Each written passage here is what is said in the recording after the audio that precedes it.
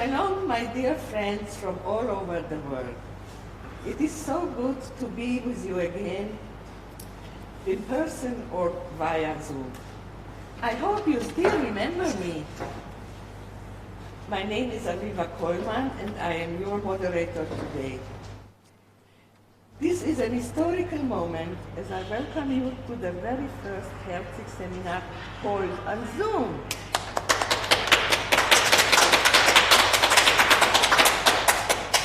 I am very excited to open the Herzig Seminar for Jewish Education today, after many months of preparations and uncertainty.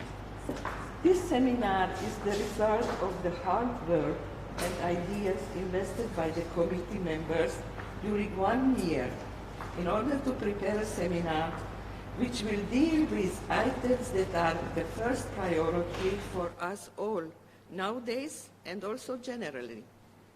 We are all looking forward to an interesting and fascinating day, and I hope that at the end we will be enriched by important information. Before starting, I would like to inform you that in the brochure, which is in the website of ICJW, you can find the agenda of the seminar, the names of the speakers, and their CV. As you know, the title of the seminar is Resilience and Opportunities, Feminine Leadership in Uncertain Times. I open the first session of the seminar and call upon Penelope Conway, the President of ICJW, for greetings. Please, Penny.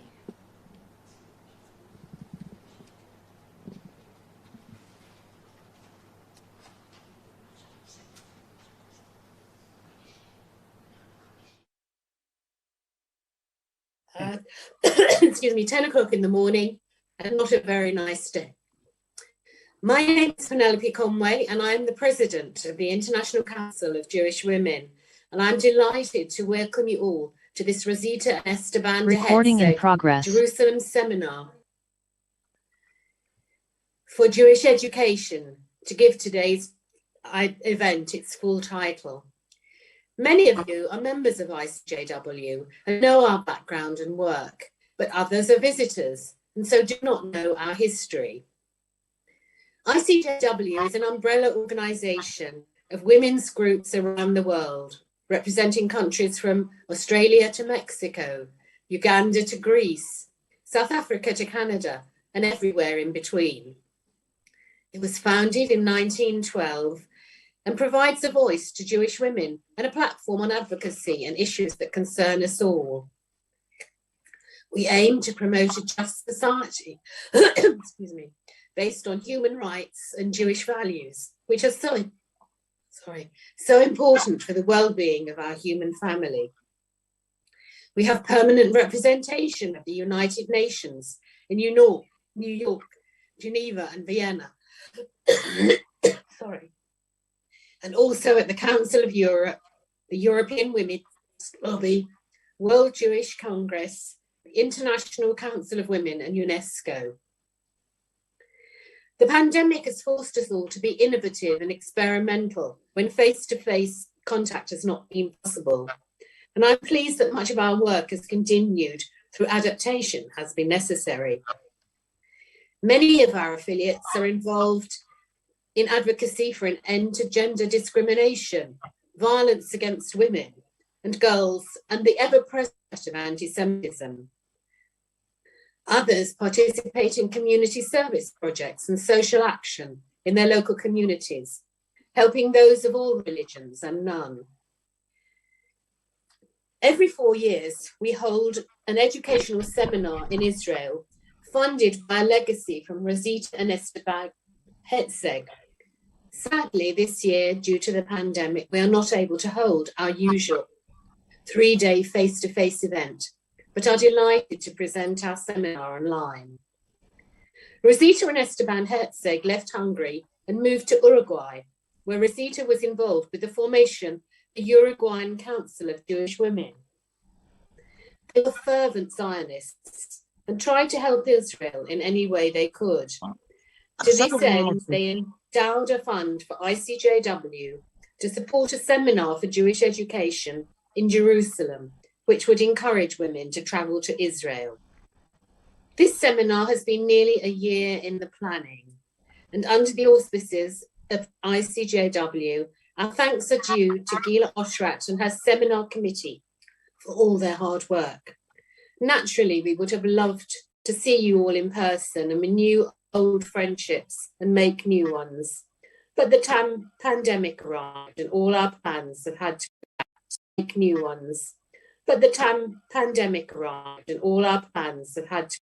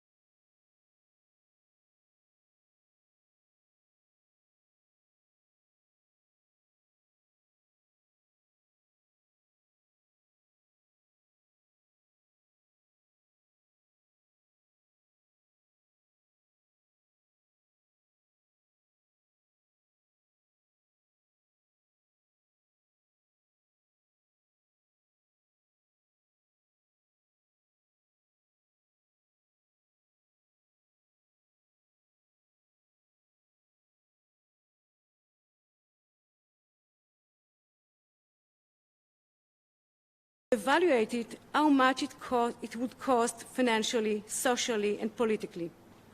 Finally, we needed to evaluate the chances of being carried out in the present political reality. In all the papers, I chose to write about the topics that challenge us as a woman. In particular, I focused on a topic close to my heart, promoting women in employment. I offer different action strategies to achieve that goal. However, when I evaluating the political applicability, I unfortunately had to give them a lower score, since the power of individual women's organizations is still limited, and no single organization can achieve real change unless we work together. All the affiliates of CWI, and indeed all the affiliates of ICJW around the world, can combine our different strengths and inspire one another for the great benefit of all. The Council of Women's Organizations was established in 1953, and it's the largest organization in the State of Israel, uniting the women's organizations Emunah, Vitzo, Naamat, Bnot Brit, Hadassah Israel, Ort Israel Women, and the Academic Women's Association, and So Optimist. We represent 1.5 million women working for a common cause, promoting the status and well-being for women and family, deepening women's participation in fields and activity, gender equality, establishing appropriate framework for children, and promoting legislation on the status of women and family welfare. In the various lectures we will hear today, we will approach the female leadership from different angles. That exactly is special about feminine leadership in Judaism. The Mishnah in Pirkei Avot described the unique features of some of our sages. When the Mishnah comes to describe the figure of Rabbi Yoshua ben Hanania, it says, "Blessed is she who gave birth to him." Why doesn't the Mishnah praise the sages himself, but rather to praise his mother? The commentators explain, she made his wise because from a young age she invested in his education. And since the day he was born, she did not take his cradle out of the Beit Midrash. So that is nothing but Torah words would enter to his ears. So you see that even the sages of the Mishnah acknowledge that Rabbi Yoshua got all his wisdom thanks to his mother. In today's seminar, we will also talk about the feminine leadership in the situations of uncertainty. I can talk all day about the amazing initiatives that has been put in place by the various women's organizations in this country and how have influenced Israel decision makers. One of the most prominent issues has been the elimination of violence against women, which unfortunately increased during the Corona period. The women's organizations was the first to warn about the urgent and the growing dimensions this problem during the first wave of the pandemic. In fact, the women's organizations pushed the government to act in opening new shelters for battered women.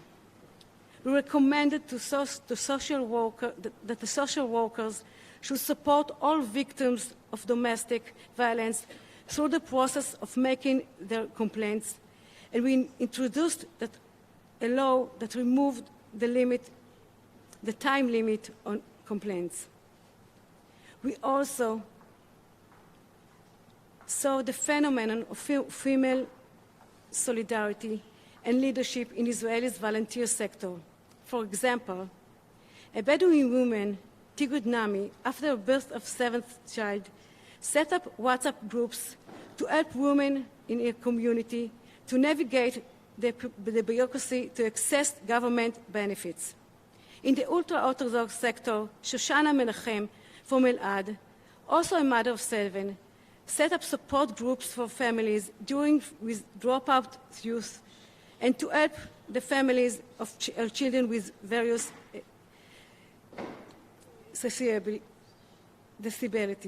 disabilities. Small changes like this are example of how much women's organization can do to make difference. Looking back to the Corona period, you can see that the women all over the world made a big difference.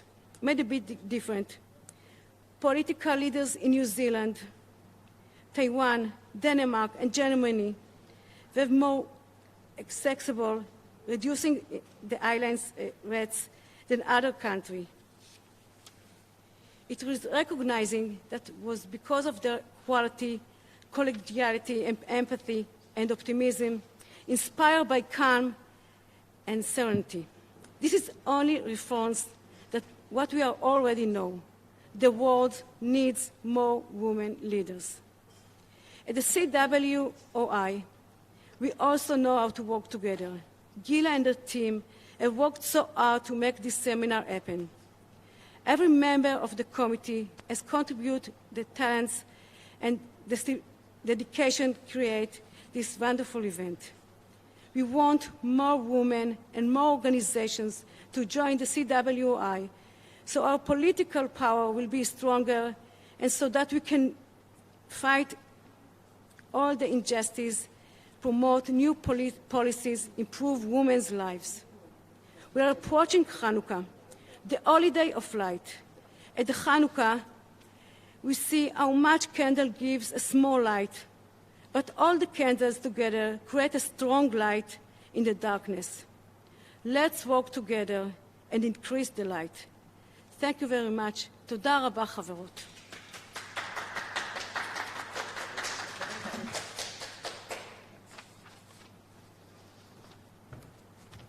שהוא יעזור לה?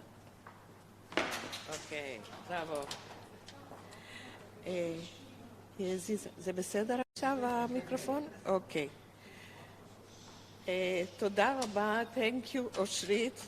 That was very, very interesting. And now I call upon Gila Oshrat, Vice President from Israel of ICJW and Chairperson of the ICJW Herzog Jerusalem Seminar for Education. The floor is yours.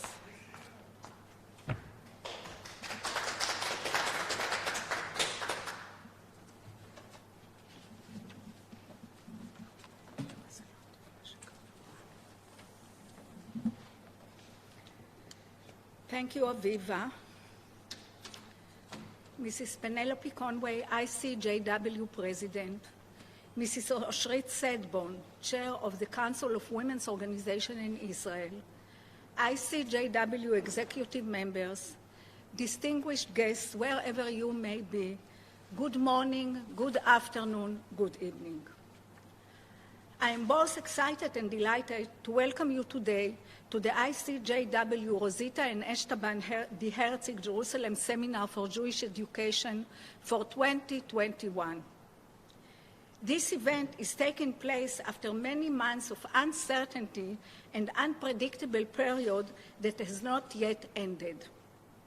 The Herzog Seminar, which takes place once every 4 years in Israel, has always been an exciting learning experience for all participants.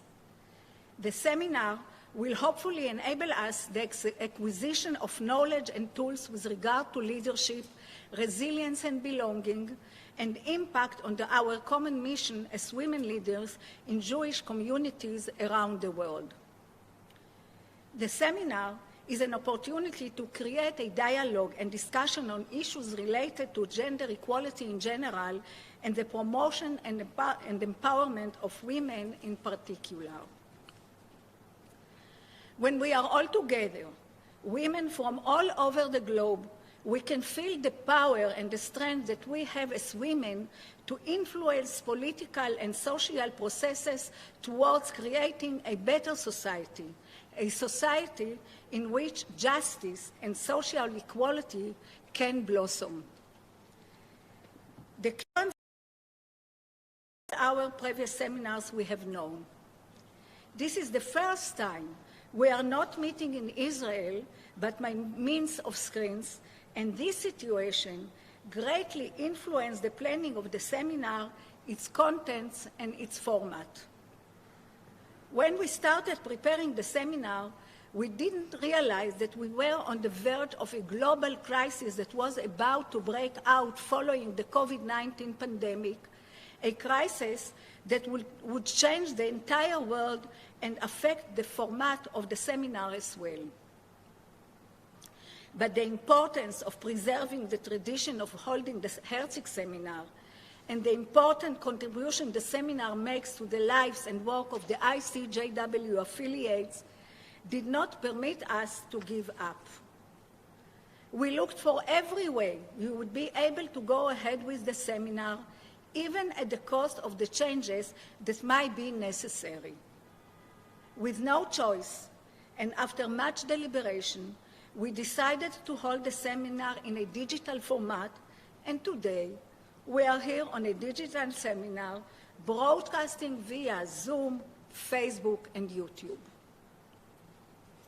This format deprives us of personal meetings, which are so important, and made it necessary to cut down to some extent the diverse and rich program that was originally planned.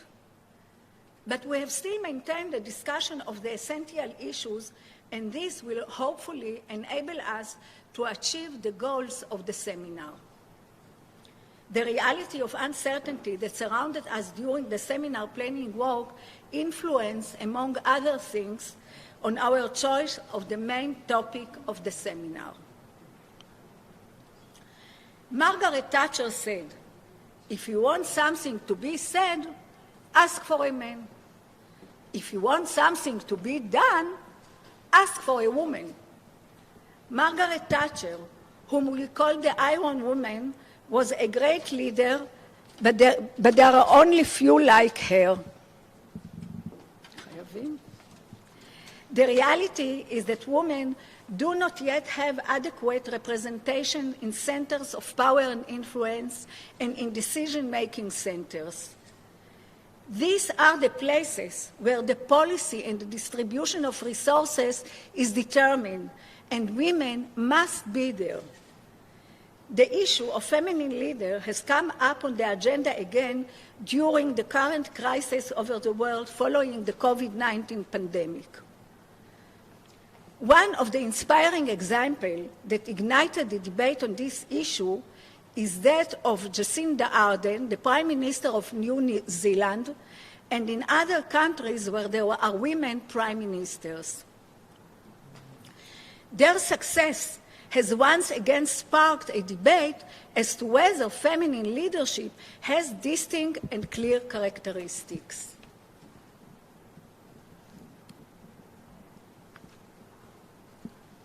There have always been women who have led great revolutions in history, ranging from simple women through women scientists and women of royalty, women who have led humanity to a new and better future.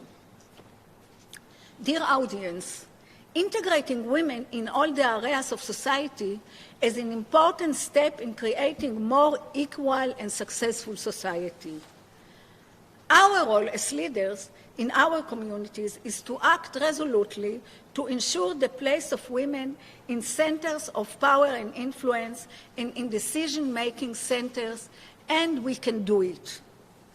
This Herzig Jerusalem seminar will deal with the topic of feminine leadership in an uncertain times and will attempt to provide tools as to how to achieve that. Throughout the day, we will deal with issues of resilience, Jewish identity and belonging, characteristics and challenges of feminine leadership, as well as building partnership and strengthening the communities in the diaspora. I hope that at the end of the day, we will emerge strengthened and with a relevant toolbox that will provide us with some solutions to the challenges we face as leaders in our communities. As Aviva said, in the digital booklet on the ICJW website, you can find the detailed agenda of the day, the topics of the sessions, as well as the resume of each of the speakers, and I invite you to look at it.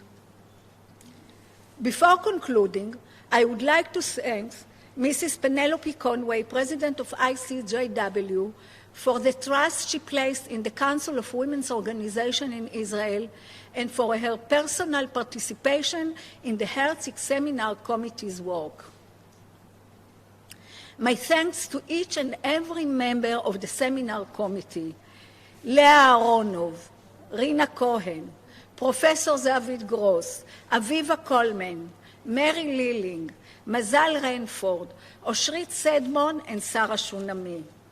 Thank you all, my dear friends, for your contribution to the committee's discussion and for the good atmosphere you brought to our teamwork. We are one more proof that what feminine leadership is, especially in days of uncertainty. I send you a warm hug. They sit behind me here. Thanks to Sarah Manning for her dedicated work and cooperation, and to all of you, dear audience, thank you for your participation. I wish you all a fruitful and enjoyable seminar. Thank you.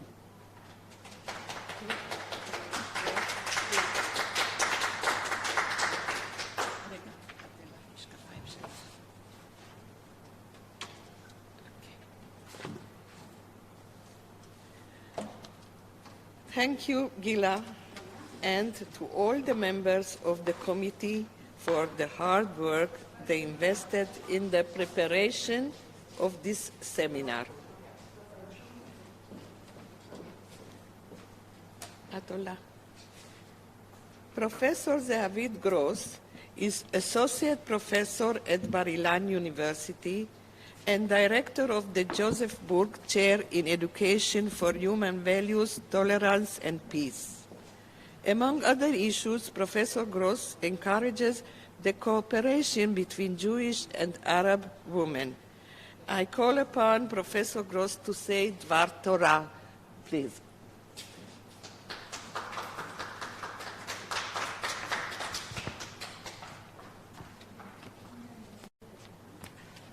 Thank you very much.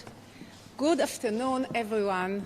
Before I start my Dvar Torah, I would like to express my admiration and thanks to Gila Oshrat, who organized this fantastic seminar.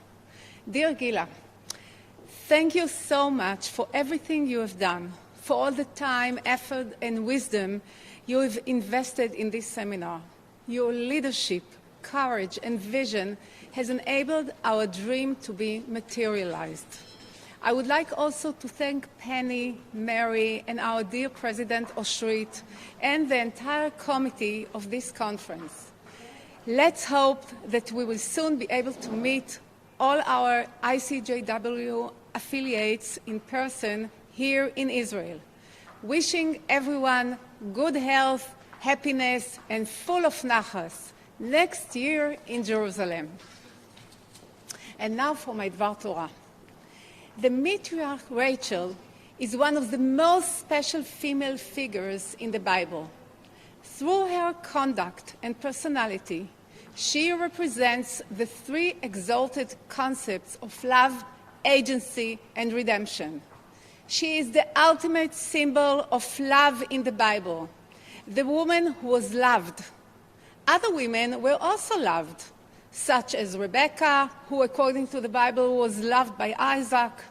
But yet, it would be an exaggeration to say that Rebecca's life was characterized by an existential reality of love. But when it comes to Rachel, love is the secret of her existence. When Jacob sees her, he forgets himself. He becomes a Rambo, and with a wave of his hand, he lifts the heavy stone that weighed several tons from the whale's mouth.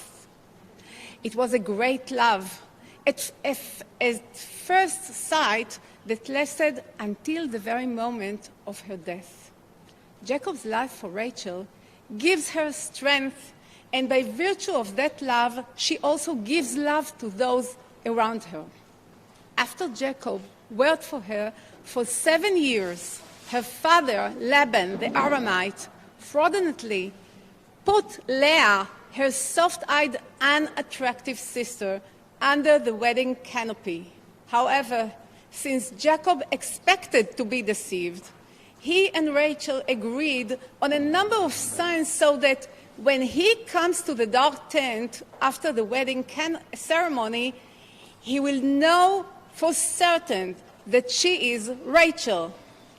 And when Rachel discovered that Leah would be under the wedding canopy, by virtue of her absolute love for her sister, she redeems her from her shame and tells her the signs so that she won't be humiliated.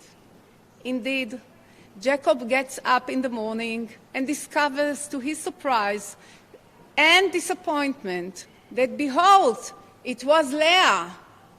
Again, by virtue of her love, before leaving her father's house, Rachel steals the household gods in order to redeem her aging father from his idol worship, in order to redeem him and introduce him to a better world of liberty and new hope. But it seems to me that there is a dramatic moment in Rachel's life that I've never managed to understand. After thinking about the interpretation of her character, which connects love, agency, and redemption as prophesied by Jeremiah, only now have I discovered a new insight that I wish to share with you. Rachel is barren and asks Jacob to pray for her. Jacob is the only one of the patriarchs who does not pray for his wife. Abraham prays for Sarah, Isaac prays for Rebekah, whereas Jacob does not pray for Rachel. Rachel interprets this as a lack of love, and therefore she says to him in despair, "Give me children, or else I die." Many commenters have tried to explain these words in various ways, but I understand them differently.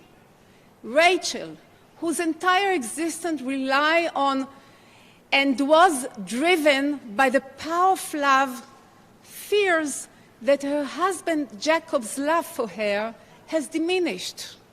As far as she is concerned, if she has no love and she is no longer the beloved wife, her life is pointless. The fact that Jacob doesn't pray for her arouses Rachel's suspicion. Maybe his great love of her has undergone a change. Love is a mode of existence in Rachel's life. It is not something idle and extraneous, but rather the driving force behind her significant activity and her ability to bring redemption, as we will see later. However, Jacob believes that in order for Rachel to receive love and grace from God, she herself must also love God through prayer. According to the Midrash interpretation of the Bible, God is passionate about the prayers of righteous men and women. Indeed, Rachel prays to God and loves him with all her heart, and her prayers are answered because of her great love. Love is her driving force for agency. It is love that brings both her own private redemption and our national universal redemption. And when God thinks who is the one of all the mothers who deserves to have her sons returned from exile, he thinks of Rachel. In Jeremiah, the text states, Kol barama nishma, nehi bechi tamrurim. A voice was heard in Ramah, lamenting and bitter weeping. Rachel is weeping for her children and refusing to be comforted because they are no more. Rachel does not weep softly in a weak voice, and her eyes are not soft like Leah's eyes. She weeps with all her might, like torrential rain. What is the weeping about? She is weeping about the hatred that led her sons to exile and slavery. The power of Rachel's inclusiveness stems from the fundamental love that leads to action. Only Rachel, with the extraordinary ability for great love, true love, will be able to contain and embrace her sons when they return from exile. Her weeping is the power of agency for her sons and daughters, and is also a warning sign.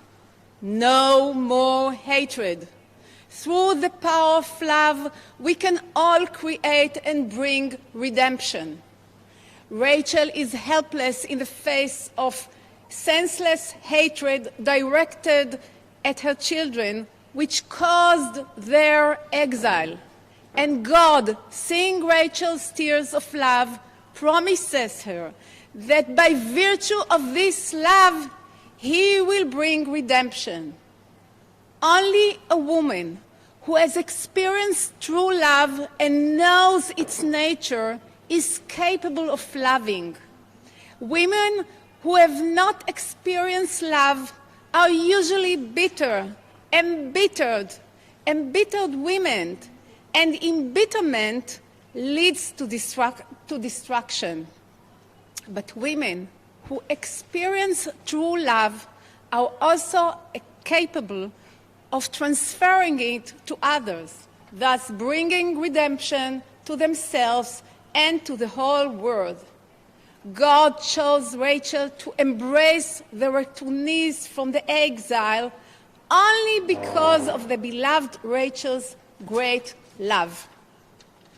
We live in a complex time, a time when darkness and redemption are intermingled, and hatred consumes every little bit of goodness. But redemption will come bit by bit through the power of love, the love of women who understand the secret of the magic and nature of love, the love that exists within each and every one of us women is a source of personal, public, and global resilience. And this love has the power to activate agency and bring redemption. As leaders of women, we must understand that in order to bring redemption to the world, we must be generous with our love for the sake of love, and create spaces of love. With the power of love and positivity that will influence the world, we can activate our agency in the various communities around the world and bring about redemption. In the current time of crisis, the world needs our great love more than ever before, along with the great power of love that each and every one of us possesses. Let us learn from Rachel to exercise the power of love and bring agency, light, and redemption to our world. Thank you very much.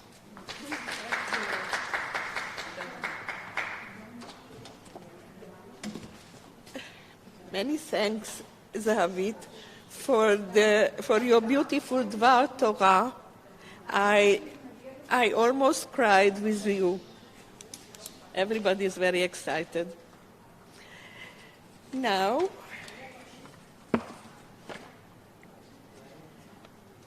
we open the second session, which will be identity and belonging.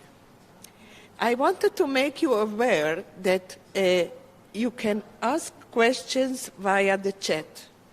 Hopefully, we will have enough time for answers. I call now upon Dr. Pnina Neuwirth to speak about Jewish feminine leadership throughout the ages. Let's watch.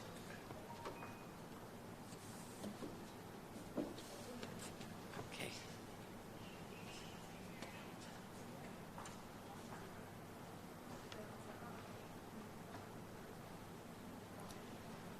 Akove.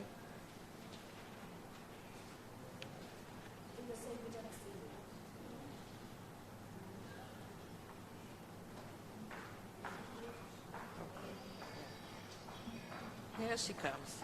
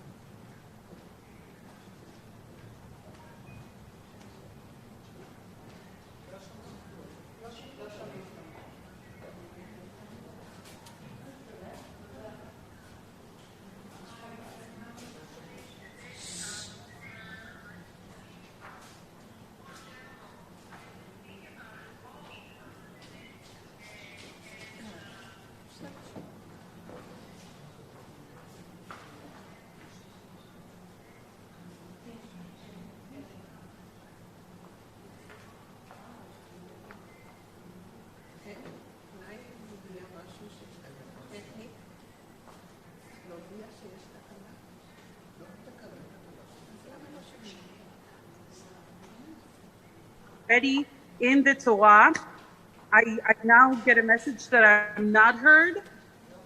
You cannot hear me? We hear you very well. Okay. Well then. We hear you, but there are constant interruptions. Perhaps you're... Quiet room. I don't think that the interruptions are here, so maybe something. Okay, can you hear me now? And is the camera now okay? Because I've also been requested to lift the camera up. Okay, so now it's good. Okay. So what I was saying a few minutes ago is that I'd like to base my discussion with you today on verses of the Torah as they appear in the first book in the Sefer Bereshit, which I trust most of you are acquainted with, but sometimes we tend to disregard some very specific details as they appear in Sefer Bereshit upon the creation of the woman, which I think shed a lot of light on the history of feminine leadership and of spiritual involvement of women across the generation from day one. The verses that I would like to focus on with you, I will share with you in a few minutes. But before that, I ask all that are present, I'm asking you very basic questions. Now, clearly, you don't have to answer them, but just think as I'm presenting my questions. My first question to you is, what name was given to the woman as she was created? So technically, statistically, I have to say I have checked this across 3 continents already. I would even say 4 continents, right? I didn't include Australia. Most of the answers that I receive statistically from audiences are that the first name that was granted to the woman is the name Chava. But actually, to be more precise, the name Chava was not the first name that was given to the woman. The first name that was given to the woman is the name Isha, Aleph Shin Hey, the name Isha. This is the name that was given to her on the 2nd chapter of Sefer Bereshit, whereas the name Chava was given to the woman on the 3rd chapter of Sefer Bereshit. So now that we know that the woman was given two names, let's talk about the differences between those two names. And clearly, by that we will understand to have a better perspective of what the expectation from a woman was. Before we do that, I will just say that the underlying message beneath names that are given in the Torah is that a name is not just a title, but rather a destiny. So let's talk about the destinies of the woman as are being portrayed in the name Isha and the name Chava. So let's talk about the name Chava first. The name Chava was given to the woman on the 3rd chapter. Who is giving her the name Chava? So the name Chava is given to the woman by her husband, by the man, by Adam, and it is given to her right after she sins. Adam says to her, Lazoti kare Chava, she shall be called Chava, ki hi hayta em kol chai, because she is the mother of all living creatures. So if I translate the name into a destiny, it clearly represents a maternal destiny. The name Chava is a maternal destiny given to the woman. But as we have said, this is not the first name that was given to the woman. The first name that was given to the woman is the name Isha. When was this name given to the woman? This name appears, as I have said, in the 2nd chapter of Sefer Bereshit, when the creation of the woman is portrayed. Before I specify the context in which the name Isha is given, just a brief introduction.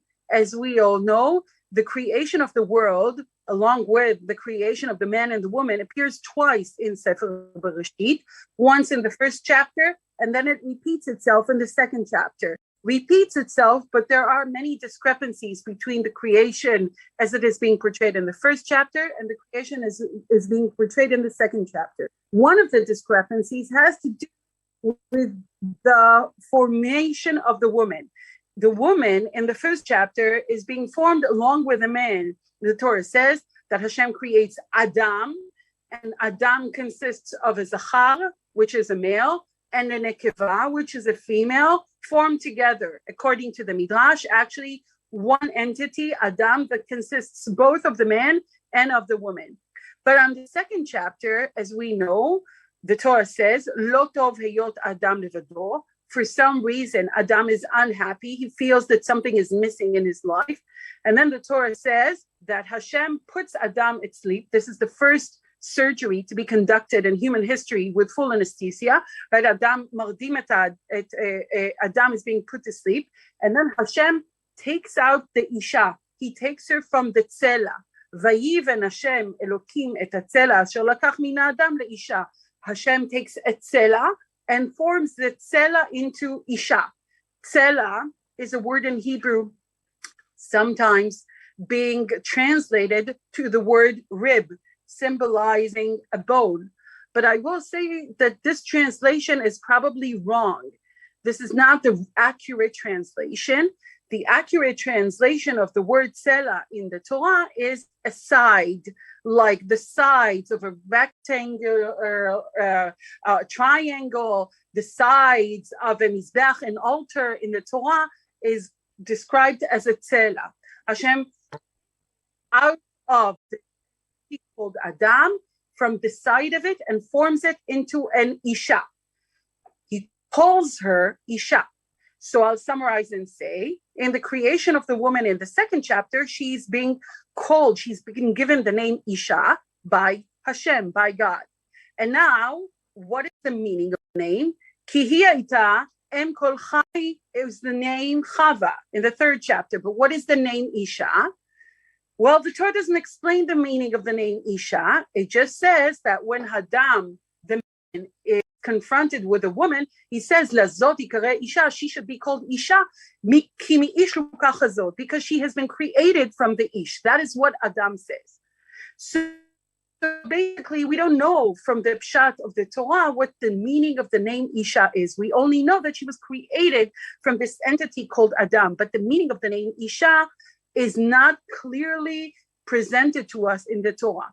So let me summarize what we have done up till now.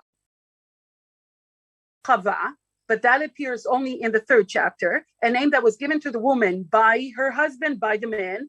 And that name Chava is a maternal goal, a maternal destiny. And we have the name Isha that was given to the woman as she was formulated, as she was created in the 2nd chapter. But we don't have, according to the Pshat of the Torah, we don't have an explanation. The text does not explain to us what the meaning of that name is. What does that name symbolize? What kind of his destiny is behind that name? So in order to summarize what we've done up to now, we basically know that Hashem called us Isha, but the Torah doesn't specify and say what that means. We know Adam later on called us Chava, and we know that is a maternal destiny, but we don't know what the relationship between the name Chava and the name Isha is.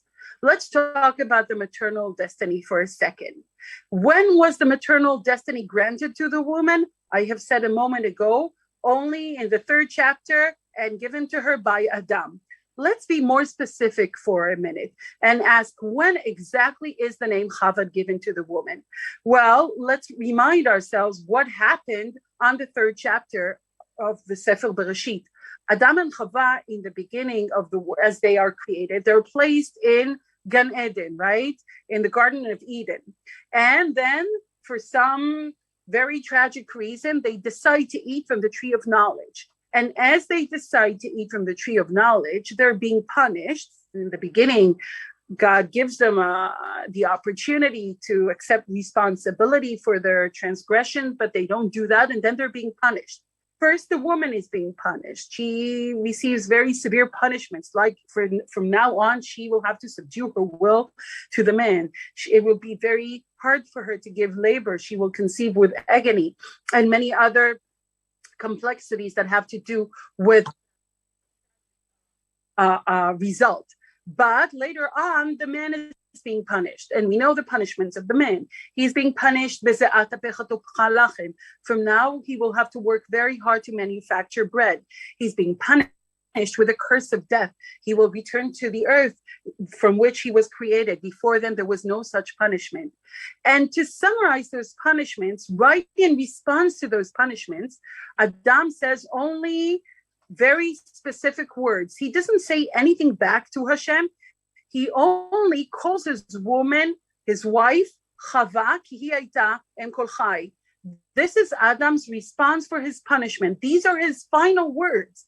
By the way, Adam will live a long life as of that punishment, but he will not say another word. These are his final words as quoted in the Torah. Even the names of his sons, Cain and Hevel and Shet, will not be given to the sons by Adam, but rather by Chava. He will not speak again. His only final words that he calls her Chava because she was the mother of all living creatures. And now I would like to ask all of you, if the name Chava is a maternal name, it's a maternal destiny, why is it given to Chava by man and not by God? What, Adam thought of a great idea that God did not think of beforehand? That clearly does not make sense. By the way, we know that potentially she was a mother way before he called her Chava. Why do we know that? Because she was punished, that she will conceive with agony, meaning potentially at least she was a mother before she was being called a mother. So what is the chidush? What is the greatness in calling her Chava?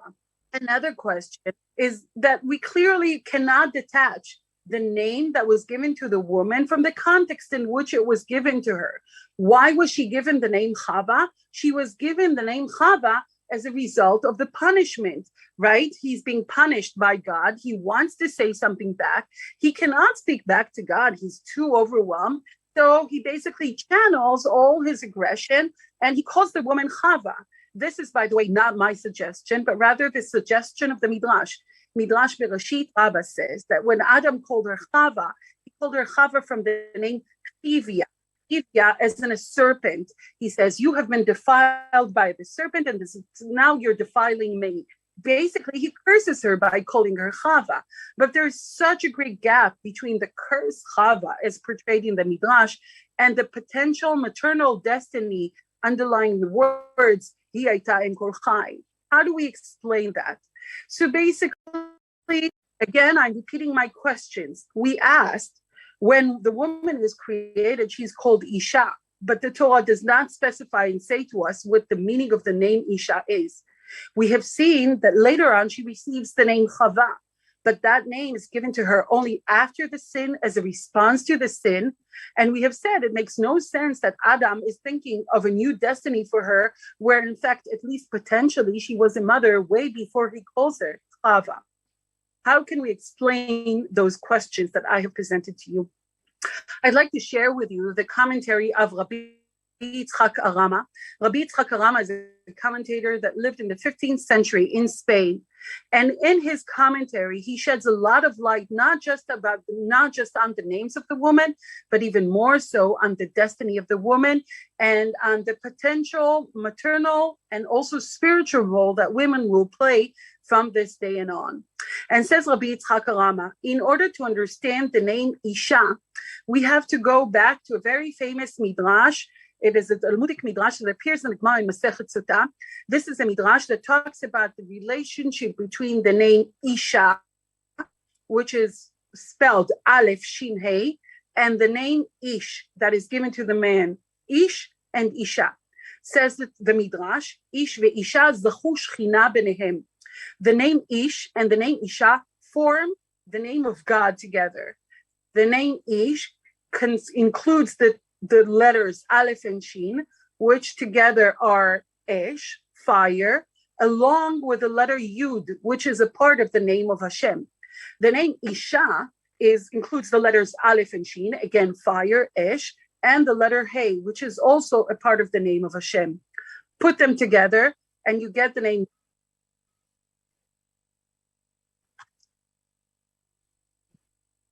Put them together and you get the word, and you get the name Yud K, which is the name of Hashem. Says Rabbi Yitzchak Arama, the name Isha that was given to the woman as she was created, as she was formed along with a man, is a spiritual destiny. And he says, and I quote his words in Hebrew and then I'll translate. She was given the name Isha because kamohu tuchal lehavin ulehaskil bedivrei sechel v'chasidut. Because as the woman is being formed, Hashem is sharing by giving her name. He is basically, by this, intending for the woman to be a spiritual figure, just like the man. Just like the man, she should aspire to lead a spiritual life, to study Torah, to lead. That is the name that was given to her, Isha. Rabbi Yitzchak Arama even adds and says that the name Isha includes all other destinies that were granted to her, including a maternal destiny. As we all know, sometimes less is more. If I start using too many superlatives to describe someone, that does not necessarily indicate that this person's greatness. But sometimes when you say less about a person, you say more, says Rabbi Yitzchak Arama. Just like there is no paternal destiny for the man, right? He's an Ish, Mensch, and the name Ish includes everything. It's a spiritual destiny and also a physical paternal destiny. He should be the father. He should be the provider. All that is included in the name Ish, so is included in the name Isha. All is included. That is the explanation. That is the explanation of Rabbi Yitzchak Arama. So if in fact, already when the woman is being formed and created, if already then she is granted with her spiritual destiny and with her maternal destiny, what is the chidush? Why is it that Adam feels the need to call her Chava after they're being punished? According to the explanation of Rabbi Yitzchak Arama, when the man calls the Isha Chava, when he gives her the name Chava, he's not adding a new destiny that she did not have beforehand. There is no chidush in the name Chava. The only thing that Adam does when he calls the Isha Chava is that basically he takes away from her initial destiny. If initially she was intended to be both an Isha and a Chava, as of now, he says to her, you are just Chava. Forget about your spiritual aspirations, leadership. Forget about all of that. As of now, you are just Chava. And from now on, This is the role that is expected of you. You are to provide for the sustaining of the world. You're supposed to deliver children and you're supposed to raise the children, but give up on your spiritual expectations. How amazing and how astonishing is it that already in the 15th century, Rabbi Yitzchak Rama, in his phenomenal interpretation of the Torah, is able to shed light on these very basic psukim that we all know from very young age, and to explain to us the difference, the contrast between the way God had created the woman and the expectation that God had of the woman, as opposed to the way, the manner by which the man treated the woman and the name that the man had given to the woman, as opposed to the greatness of the role Isha. The role that was given to the woman by her husband, by the man, was much more inferior. It was only limited to the name Chava. I have to say that many years ago, I have delivered the shiur actually in Ra'anana. After giving the shiur, a woman approached me and said to me, how amazing is it, though, that God had never given up on the name Isha? If you look at the Bible, if you look at the Tanakh, women are not called Chavot. The name Chava was singled out for that initial woman that was created, the first woman to be created. But as of now, women are not called Chavot, but rather Nashim, which is Isha in plural. God kept calling us Isha, and by that repeating his expectation of us to live up to that name and to be a spiritual entity as we were supposed to be. But yet we sometimes lacked the abilities and the tools to basically bring volume and to bring meaning and content to that expectation. It is fascinating to see that along Jewish history, we have had so many women that have been able to live up to their feminine spiritual potential that is embodied in the name Isha. But yet, not too many of these women had a name. If you look at the Talmud, the whole wonderful creation of the Talmud, we have so many women that are being named, and we know of their Torani practice and of their Torani chidush, like Yalta, like Buya, Eshet Rabbi Meir, like Shalem, like other women. But as we know, the majority of the women, even women whose greatness is portrayed in the Torah, like the wife of Rabbi Akiva, like the wife of Rabbi Boka, are still nameless. How amazing is it to see that Baruch Hashem, we have reached the name of the woman is not just a theoretical expectation that has not yet been fulfilled. And we see more and more spiritual involvement of women living up to the expectation that is embodied in the name Isha. And with this message, I end, and clearly I will be happy to answer any question that is presented.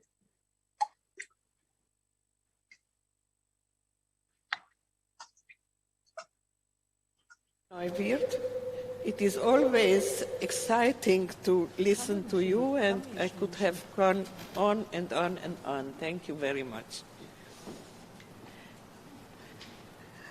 I call upon Irina Neveslin, chairperson of ANU, the Museum of the Jewish People, and Professor David Gross of Bar-Ilan University for a conversation about identity and belonging based on Irina Neveslin's book, The Impact of Identity, the Power of Knowing Who You Are. Please. Thank you. Thank you very much. Good afternoon, Irina Nevzlin. We are very happy. Welcome to be here with us with the ICJW Herzig seminar. First, I would like to introduce you, and then I will ask you a few questions. So, Irina Nevzlin is an Israeli entrepreneur and award-winning author of the book, The Impact of Identity, the Power of Knowing Who You Are. Here it is in the Israeli Hebrew version, and here it is in the English version. And this book has been published in 3 languages. She is the president of the Nadav Foundation and chairs the board of directors at ANU, the Museum of Jewish People in Tel Aviv. In 2018, she established Improvate, a platform that connects governments to technology and innovation companies, enabling them to work collaboratively to find practical solutions that improve the quality of life for many. Mrs. Nevzelin was born and educated in Moscow, worked as a communication consultant in London, and then immigrated to Israel in 2006. Since then, she has founded and managed Habogurim for a Better Future, the not-for-profit dedicated to providing equal opportunity in health and education so that Israeli youth can reach self-fulfillment. Another institution that Mrs. Nevzelin leads is the Nadav Foundation, established by her father, which promotes projects that build a sense of Jewish peoplehood and nurture values of liberalism. As chair of the board at ANU, she conducted a comprehensive bottom-up transformation of then Diaspora Museum, which under her guidance morphed into the today's ANU Museum of the Jewish People. Mrs. Nevzelin's bold leadership during this rebranding phase helped the museum establish a novel paradigm of what it means to be Jewish, placing greater emphasis on developing a sense of belonging among the Jewish people, on forging a stronger Jewish identity, on strengthening diverse ties connecting Jews throughout the world, and recognizing and celebrating the different narratives that reflect Jewish diversity. Nevzelin was also chosen by the Jerusalem Post newspaper as one of the 50 most influential Jews in the world. So, wow. Thank you for such kind introduction. Wow, Irena. Dear Irena, you have an impressive CV and have done impressive and groundbreaking work. The ANU Museum of the Jewish People is a spiritual, cultural enterprise with a unique and innovative Jewish message, which we will discuss at length later. As a researcher, I must tell you something honestly. As a researcher in the field of identity, who has already read many books and articles on identity in general and Jewish identity in particular, I find your book innovative. By the way, I presented it in a lecture that I delivered at the Hebrew University in July, and I will use it tomorrow in another course at the university that I'm teaching about dialogue between Palestinian, Arab, and Jewish students. In the book, you make a distinction between 2 types of cosmopolitanism and redefine the identity of the Jewish people, arguing that the Jewish people is a cosmopolitan people with roots. And this, in my opinion, also serves as your theoretical basis for establishing the ANU Museum. This is my interpretation, of course. That's correct. In your opinion, and as stated in your book, this approach is in stark contrast to the definition used by Stalin, who called the Jews a cosmopolitan people without roots. The definition of a cosmopolitan people without roots is the basis for the anti-Semitic thesis of the protocols of the Elders of Zion and of the greatest anti-Semites in history, as well as Stalin's thesis. In fact, the opposite of this approach was the heart of the concept with which you, in your wisdom, established the ANU Museum. It is also the core of the thesis of your book, The Impact of Identity, the Power of Knowing Who You Are. And this brings us to the first question. Why do you think the Jewish people is a cosmopolitan people with roots? And how did this concept help you shape this amazing project that you created, the Anna Museum of the Jewish People? Please. Zavi, thank you very much for such warm introduction. I think I'm so happy I'm here just by listening to that. It makes me it's very nice. Thank you. Look, I was born in Moscow, and so this story about rootless cosmopolitans and about Stalin's name for Jews, we heard, you know, it's my grandparents who were called that. And of course what he is a basis, it's the basis for Stalinism, and it's the same basis for fascism, we understand. By the way, it's very much a basis for communism also. Sometimes people don't understand that communism is as much of a threat as Stalinism and fascism. It's just, it never had the Nuremberg process, right?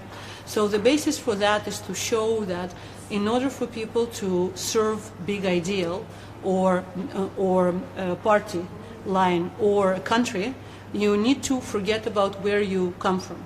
And so it comes in complete contrast with, for example, an American dream.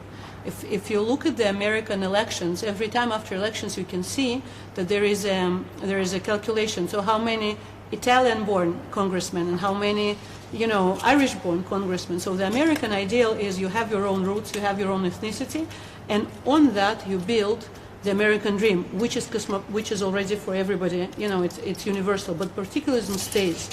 In the regimes which don't want you to have double loyalty, as if the idea is to just delete the roots. That's why my people who come from Russia were deprived from learning about our history.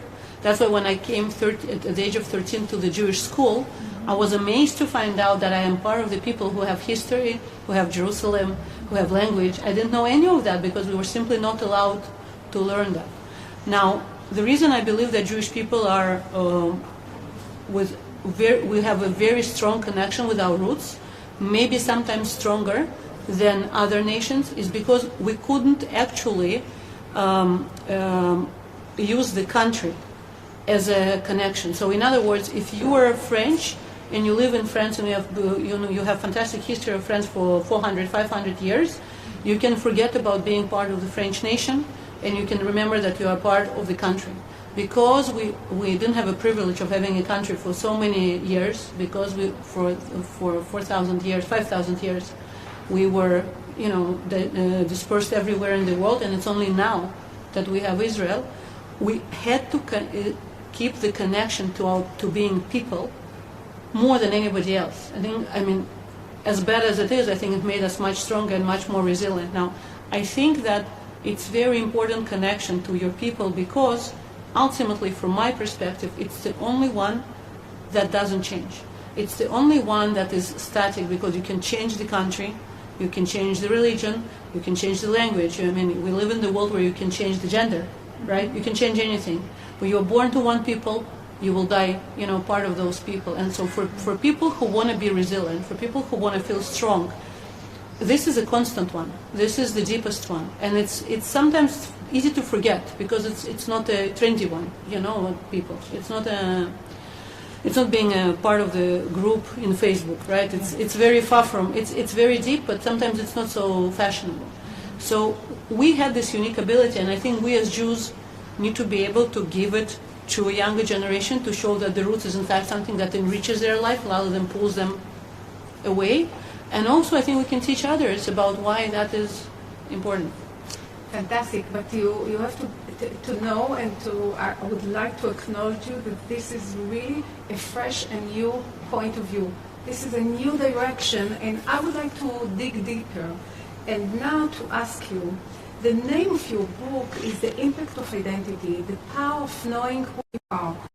What is the impact of identity for people living in the 21st century? And what is the power of identity that drives you personally, Irina, and in your professional work?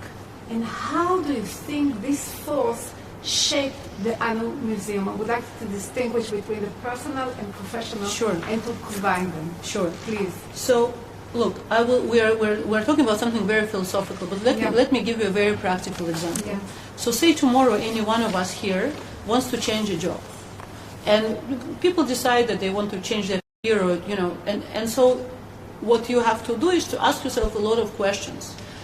How are you going to, how are you going to go about it? And ultimately, what I believe is that you actually come down to a question of who you are very quickly when you start this process. Not always you do that, not always you do that consciously, but how do you choose your friends?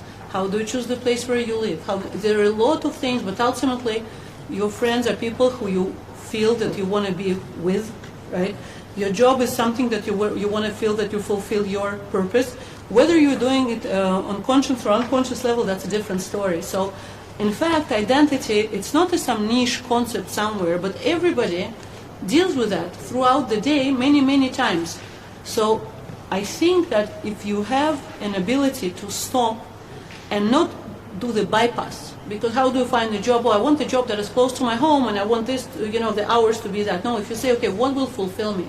What will give me the energy to come back next day? But ultimately, what you will do is you'll go through the process asking yourself who you are. Now, it's not like there is an answer to that question. The answer changes, and the process, we keep going till we die, right? It's a process. There's no end result. But how close you are to seeing your own truth is, I think, very much connected to how comfortable you feel in your skin and how fulfilling you feel and meaningful in your life. Now, you asked about me, and it's funny, when I wrote the book, I decided to do the introduction for the book. And I want to say, hi, my name, when I was writing letters to people to send the book, I want to say, hi, Marina, I am. And then you ask yourself what you put first, right? Because there's so many things I could say. Everyone can say something. And it was funny that it took me a while to understand that whatever I put first Jewish. So I come, for example, to woman and mother only on the fourth. So I'm Jewish, I'm Israeli, I'm Russian, I'm international, and then I say I'm a mother, I'm a sister, so you understand? But so it's no surprise for me that this desire to build a museum was something which was burning in me, was bigger than me, because nothing I can do about it. I put Jewish first. Now, identity, from my perspective, consists of two pieces. And one is your own personal identity, which we just spoke about. But second one is not less important, is what do you belong to? What are you part of? What is your collective identity? Now, I think the problem is that sometimes people think universal and particular come in conflict. And I do believe, honestly, that you need both to be able to have a fulfilling life. You need to know who you are and what are you part of to be able to, because we're social animals, only being connected to yourself, ultimately, you cannot have any impact, if it's only about you. And if you're only part of something, then you're losing who you are as a part of a bigger picture. So I don't think there's a conflict. I think there's actually, it's the balance between the two that should be achieved. Fantastic. Irena, I want to ask you a question. Why did you name the museum the Anno Museum? In my opinion, it's an amazing, brilliant, and exciting name. Okay, I'll tell you. Look, so first we were diaspora museum long before. Yeah. And then we realized that being a diaspora museum can be outdated and offensive. And so we added, because we wanted to tell the story of all Jewish people. And so we added the Museum of the Jewish People. And just before the opening, a year before opening, we were thinking about that, and we found out something which is not very nice to say. When we did the research of how many Israelis go to the museums, we found out when they see the word museum, it's only 2% that will proactively take their kids to the museum. Wow.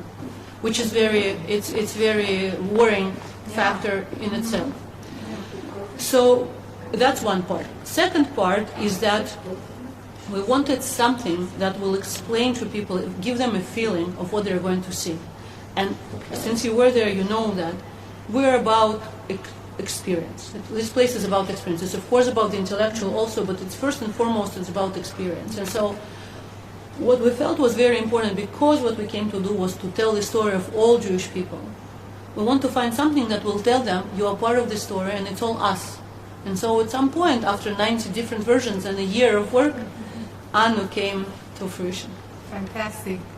You know, one of the difficult issues that women around the world grapple with is the question of identity and belonging. And this is actually the central theme of our session. In your book, The Impact of Identity, The Power of Knowing Who You Are, you wrote that you are actually searching for a foothold somewhere between the particular and the universal. You attach greater importance to the cosmopolitan universal because, in your opinion, this is an inherent need for people living in the postmodern digital world, where exactly, so my question is actually, where exactly do you think this foothold is located, and how can we help young Jewish women living in a postmodern digital world find the foothold, and how does the Anu Museum provide a unique solution to this issue? Look, I don't think I want to put a great importance on the collective and on the belonging, right? I think that so I'll give you an example. So we have here, sorry, not to brag, but I just want to show a picture. So this is my book in English, and it has a tree, right? Yeah. So the reason I put the tree was that I think this is how the two concepts connected. So if you have a very strong root system, and you know where you come from, and that means different things for different people. For some people, it will be their history. For some people, it will be the location. For some people, it will be religion. For some people, it will be, and it doesn't matter. I mean, it matters only to the person himself. Mm-hmm. So, but if you have a very strong connection, strong feeling of standing on your, you know, for me, it's, for example, the roots are my family very much, and where I come from, and the stories I hear from my grandparents, and also the people, right? And then that gives an opportunity to have a strong trunk, right? Because your nutrition that comes from this ground, you have a lot of nutrition and you have a lot of food, and it helps you grow in something wide and stable. And then you can have a lot of leaves, right? And open up to the world and be able to accept a lot of what's coming. Now, if you talk about the postmodern and digital era, I think all the focus goes to the leaves, without much focus going to the roots. Yeah, absolutely. Now, I don't think leaves exist without roots, and I don't think it's nature who doesn't think that way, right? There is no nutrition, there is no leaves. So what I think happens a lot of times, and I see it with my kids, is that you have so many opportunities to show yourself, but you forget what it is that you are, right? And so I think to find a balance is like how not to be liked by everyone in the social media, but how actually to come and show who you are is that's kind of the depth that is there in knowing who you are and asking yourself questions and only showing that after. And I think this process gets sometimes forgotten because people want to be loved. We all want to be loved and liked. And so sometimes, and then you're not unique. Then everything becomes about the same. So I think it's kind of maybe, for my kids, it's always reminding them. I'm always asking them the same question before they, try to post their boys, so they don't really post any pictures. But I always tell them, so they say something, I want to go there, I want to do that. So I always say, does it suit you? Are you sure it's who you are? Those people, are you sure it's your friend? So I'm always they hate me for that sometimes, right? Because they just want to have an easy life. They don't want a depth, right? But I think just asking them this, I have to remind myself, so I'm reminding them. And so I think that's kind of just remembering that the depth is personal, is... Fantastic. In my opinion, the novelty of the Anu Museum lies in its universal a priori Jewish approach. The universal Jewish starting point is taken into consideration seriously and not from a defensive or apologetic position. I have also seen it in my studies of Jewish identity around the world that when we deal with Jewish identity from a universal perspective, we feel the need to apologize. Most of the Jewish museums around the world are of a particular and local nature, and they are very often parochial. While the Anu Museum, in my opinion, offers something new and refreshing on the global map of Jewish museums. It offers an innovative and inclusive universal Jewish angle in order to contain, accept, and accommodate everyone. Irina, I think that the annual museum you have created, in the annual museum you have created a new Jewish space where every Jew will feel at home. And the museum has an innovative Jewish gender angle in that it enables every woman to find herself and feel at home. When you take a bird's eye view of the museum, you can actually see the feminine hand that was behind this special project. From now on, I advise every woman who comes to Israel to visit the annual museum in order to connect with herself in an authentic, genuine, and unapologetic manner. I came here to Anu Museum because I am part of Anu. I am one of us. Irina, thank you for our fascinating conversation.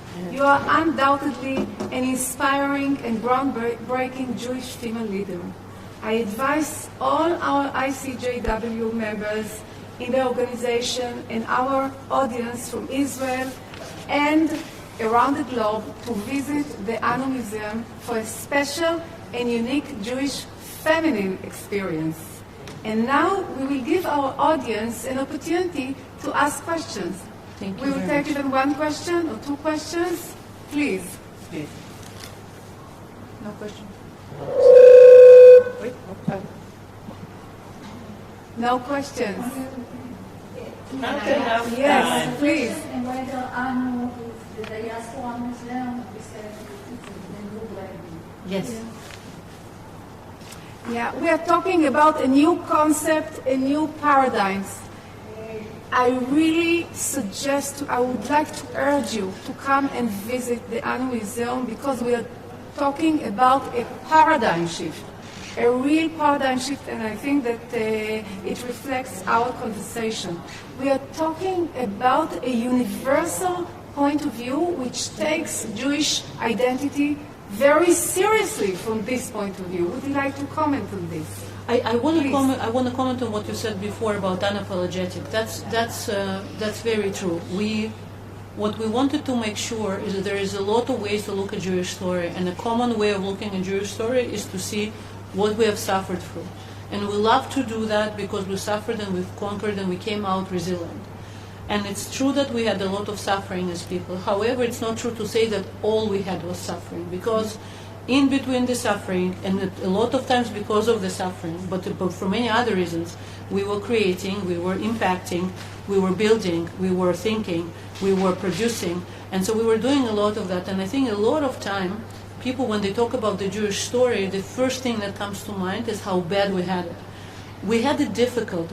Difficult doesn't necessarily always mean bad. We had horrible periods in our history, don't get me wrong. Yeah, of course. But if you look at where we are now, if we look at where we are as people, if we look at where we are as a country, you cannot not see also what we did great. And so for younger generation to be able to feel proud to be Jewish, to be able to be interested in their roots, they wouldn't be interested. If they don't feel proud of being Jewish, they wouldn't care about where they come from.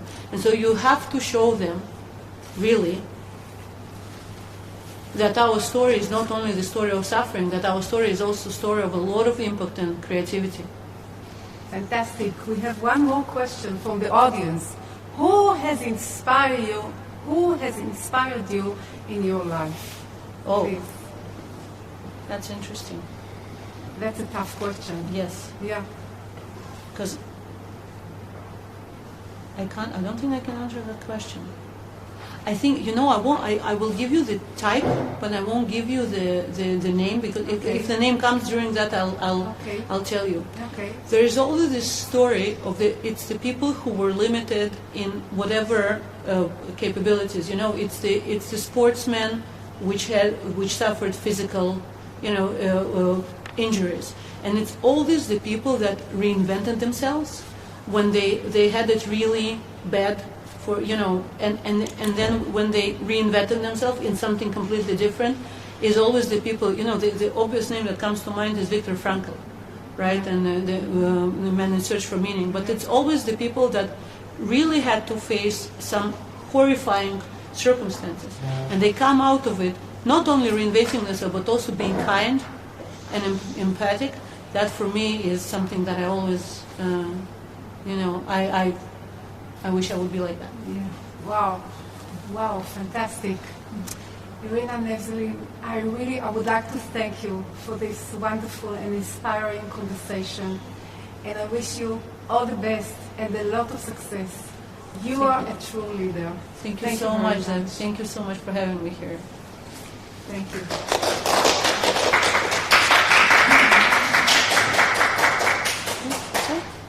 I also want to thank Irina and Zahavi for this interesting conversation. Okay? Now, before proceeding to the next session, I would like to send greetings on behalf of myself and of Mazal Renford and Leah Aharonov to our dear friend, Madame Cosima Schenk, who is sitting in Switzerland and participating via Zoom. She is the president of ICJW, which is the sister organization of ICJW. Thank you for being with us. You are very quick. I wanted to invite you to the third session, which is Women Leading Change.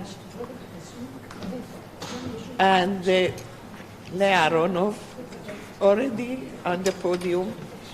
She is the past president of ICJW and author of the book. Sorry, just a moment. Excuse me, can I have a little bit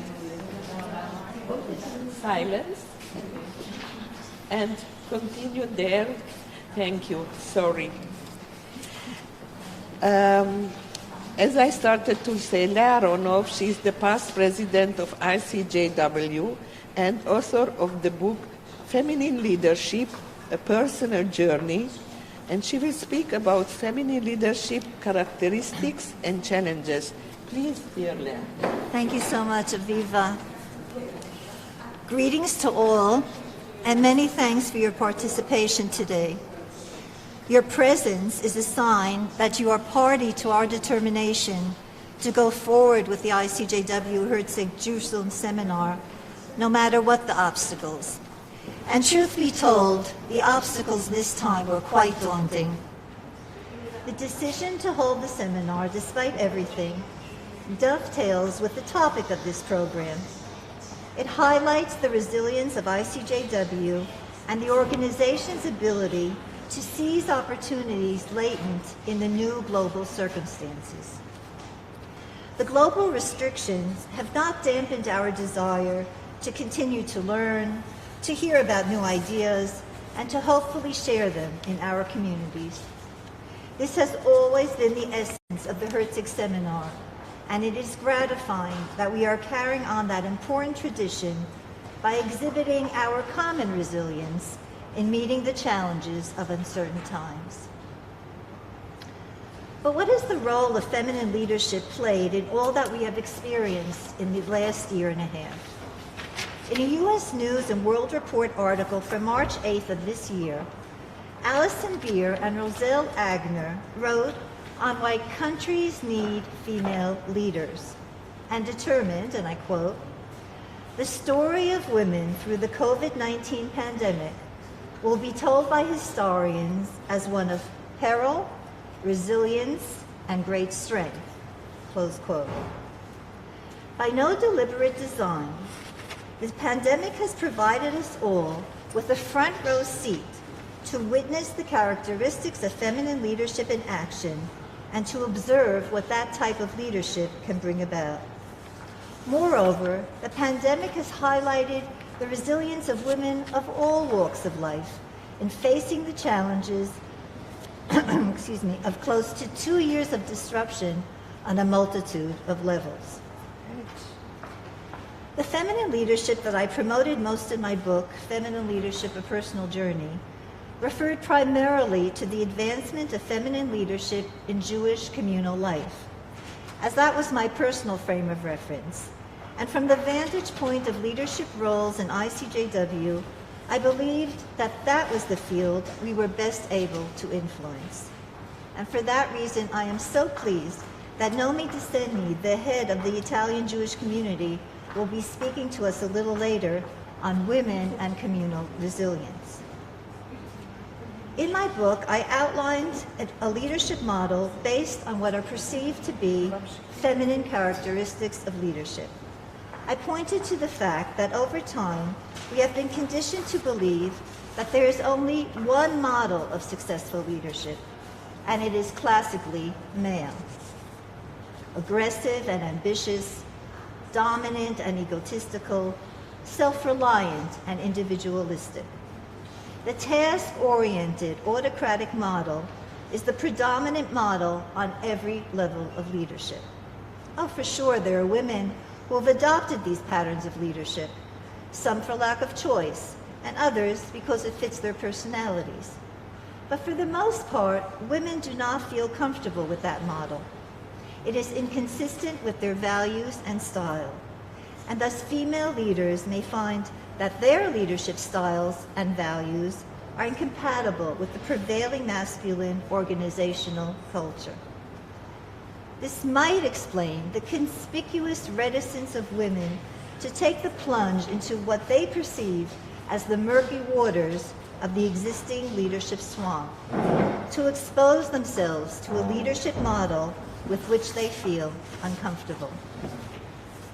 As there must be a feeling of authenticity in any leadership role, women can feel out of place and inauthentic in traditionally masculine organizational settings. As multitaskers, women are innately more cooperative, inclusive, and nurturing. They seek to empower rather than to seize power. They usually see power as a means to a valuable end, and not an end in and of itself. A more feminine style of leadership can be characterized by cooperation, participation and teamwork, sharing of power, and energizing others. Female leadership is more inclusive, empathetic, and team-spirited.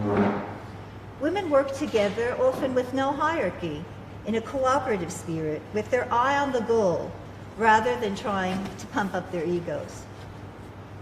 However, while women are often seen to be self-sacrificing, helpful, and supportive, which are most certainly admirable qualities, these qualities do not necessarily evoke respect in connection with the image of authorities and leaders.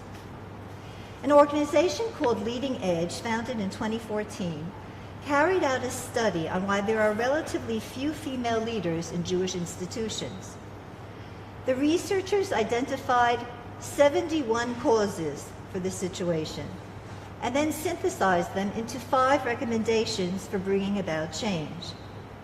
What is relevant for us is that the report stated that prevailing perceptions about what qualities are desired in a leader can actually lead to prejudices against women. Many believe, for example, that a top leader cannot be a primary caregiver, leading to detrimental assumptions about candidates who are mothers. While the report calls on the men to become advocates on the issue of leadership diversity, my feeling is that while we do need the men as our partners, no one gives up power willingly. And so there is little alternative to women supporting one another by means of more effective strategies in order to balance the scale. The prejudice against women leaders also flows from the predominant mismatch or dissonance between people's mental associations about women and leaders. Thinking about a woman occupying a leadership role can place 2 sets of expectations in competition, those based on gender and those based on leadership. And when people's ideas about leadership do not match their view of women, they evaluate women less favorably than men as leaders. Now, having said all that, COVID might very well have been the tipping point, in that it presented an opportunity to expose people around the world, not only to the virus, but to the advantages of feminine leadership qualities.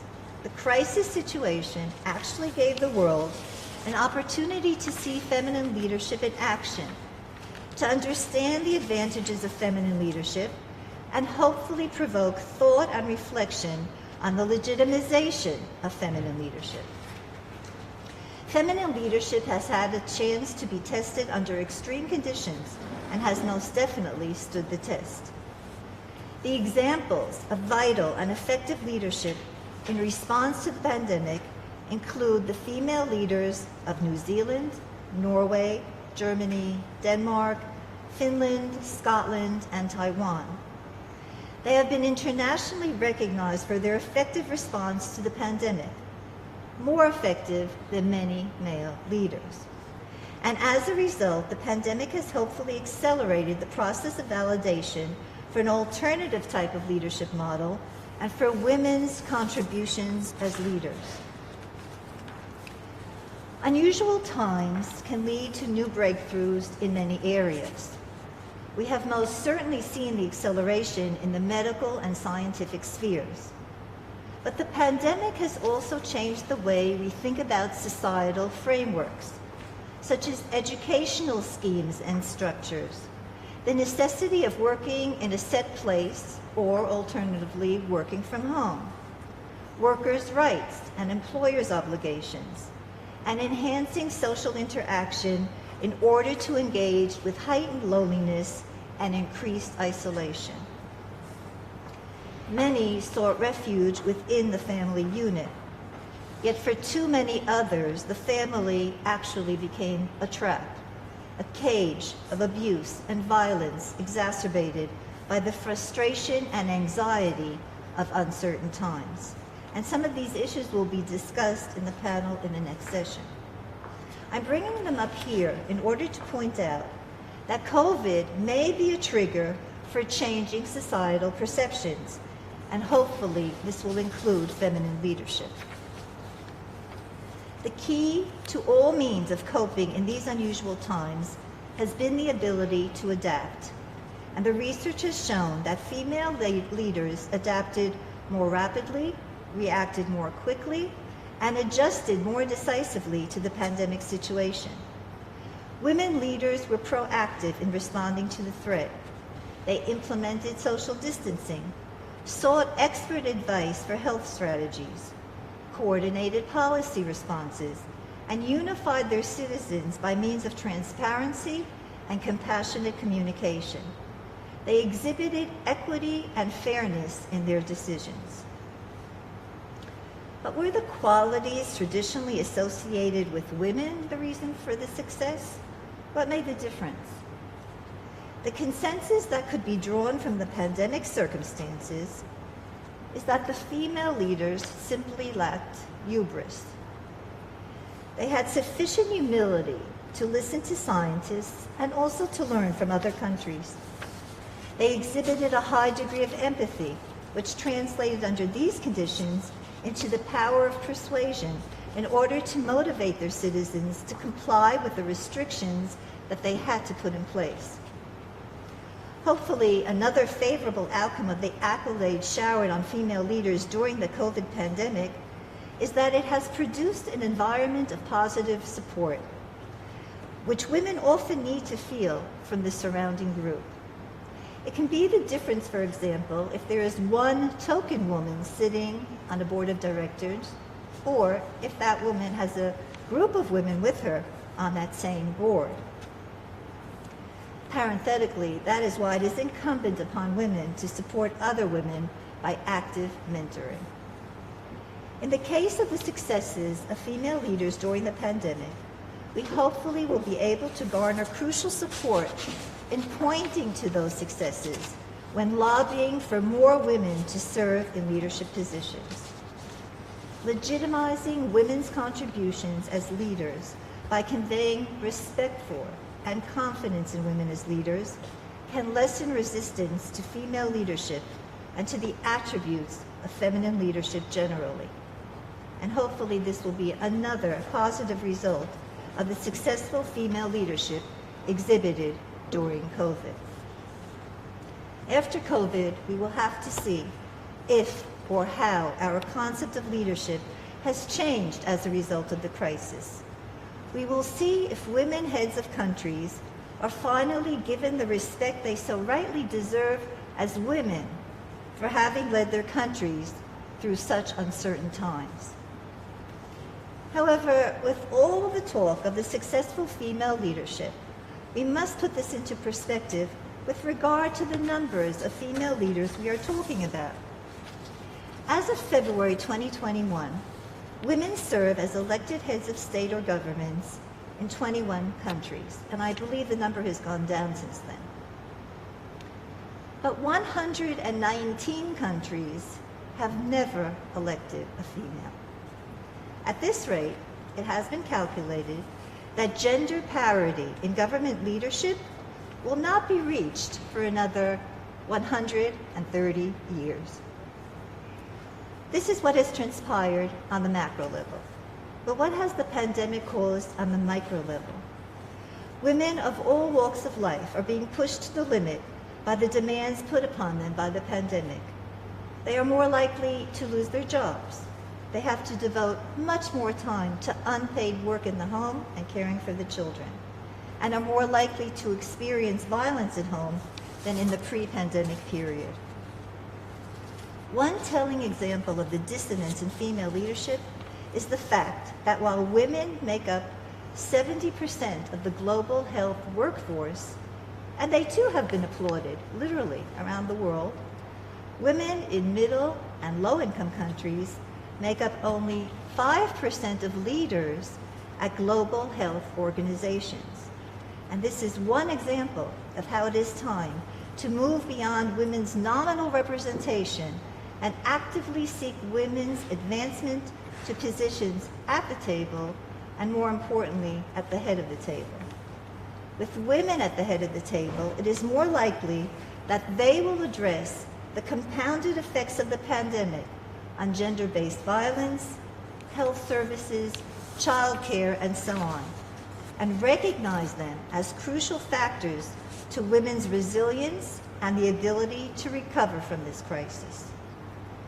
In a Harvard Business School study, it was determined that the presence of women leaders in national, local, and community-level governance leads to policymaking that advocates for citizens' rights, promotes equality, and improves the quality of life for those mostly forgotten in society.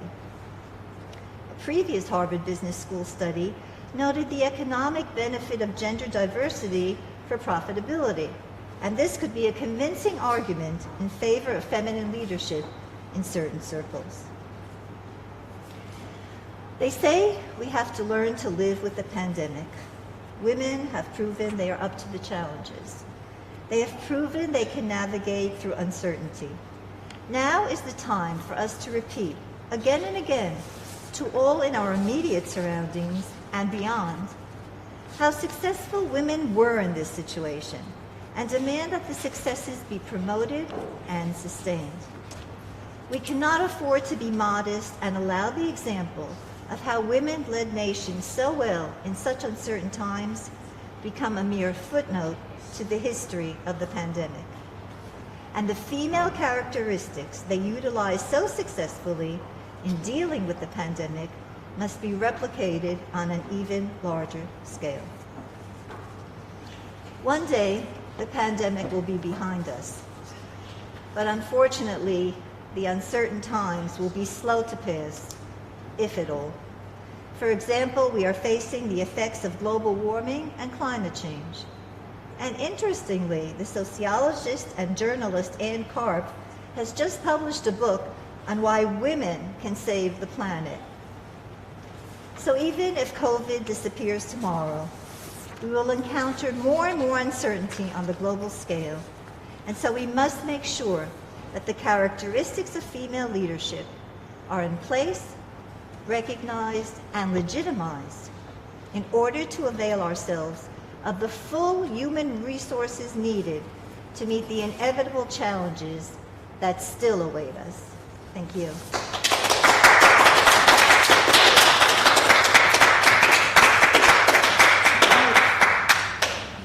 Thank you, dear Leah. Wonderful. Just careful. Okay.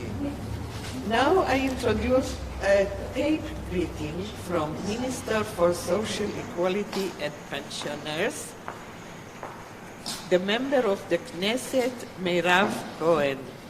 So, please. שלום לכן, אני ממש שמחה לברך אתכן בכנס הזה שעוסק בנושא חשוב כל כך של מנהיגות נשית. אנחנו במשרד לשוויון חברתי, שגם הרשות לקידום מעמד האישה יושבת במשרד, אנחנו עוסקות בנושא הזה כל הזמן. אני אספר לכם ככה ממש על קצה המזלג מה אנחנו עשינו בנושא. קודם כל העברנו החלטת ממשלה שמחייבת את משרדי הממשלה השונים לייצוג הולם של לפחות 50% מבעלי התפקידים שיהיו נשים. היום רוב העובדות והעובדים במגזר הציבורי הן נשים, אבל זה בעיקר בתפקידים הפחות בכירים. ככל שעולים למעלה בסולם הבכירות, אנחנו פחות רואים נשים, ואנחנו בעצם שמנו לעצמנו יעד לעקוב אחרי הנושא הזה ולעמוד ביעד של 50%, גם בתפקידים הבכירים. ולא רק זה, בימים אלה אנחנו עובדים עם נציבות שירות המדינה על מתווה שבמקרה קיצון שמשרדי ממשלה מדירים נשים מתפקידים בכירים, נוכל אפילו לחייב אותם לייעד תפקידים כאלו או אחרים לנשים. וזה כמובן רק במצב באמת שיש פשוט תת ייצוג בצורה מאוד דרסטית. חוץ מזה יש את מאגר קורות החיים שלנו, שכדאי שתכירו, מאגר שאליו ניתן להירשם, ואז ברגע שיש משרות רלוונטיות למועמדות שמתפרסמות בתוך שירות המדינה, אנחנו יכולים לעדכן את מי שנרשמה למאגר קורות החיים. את זה גם כן אפשר למצוא באתר של הרשות לקידום מעמד האישה. ואנחנו רק בתחילת הדרך, אנחנו צריכות להמשיך לעשות בנושא החשוב הזה. יש לנו ממשלה גם עם הרבה מאוד צרות, אז זו הזדמנות מדהימה לקדם את המנהיגות הנשית. אז תודה לכם, ושיהיה כנס מוצלח. תודה רבה. We send many thanks to Minister Cohen. And now I call upon Nomi Di Segni, the head of the Italian Jewish communities, to speak about women and communal resilience. We will see it in a Zoom in a moment.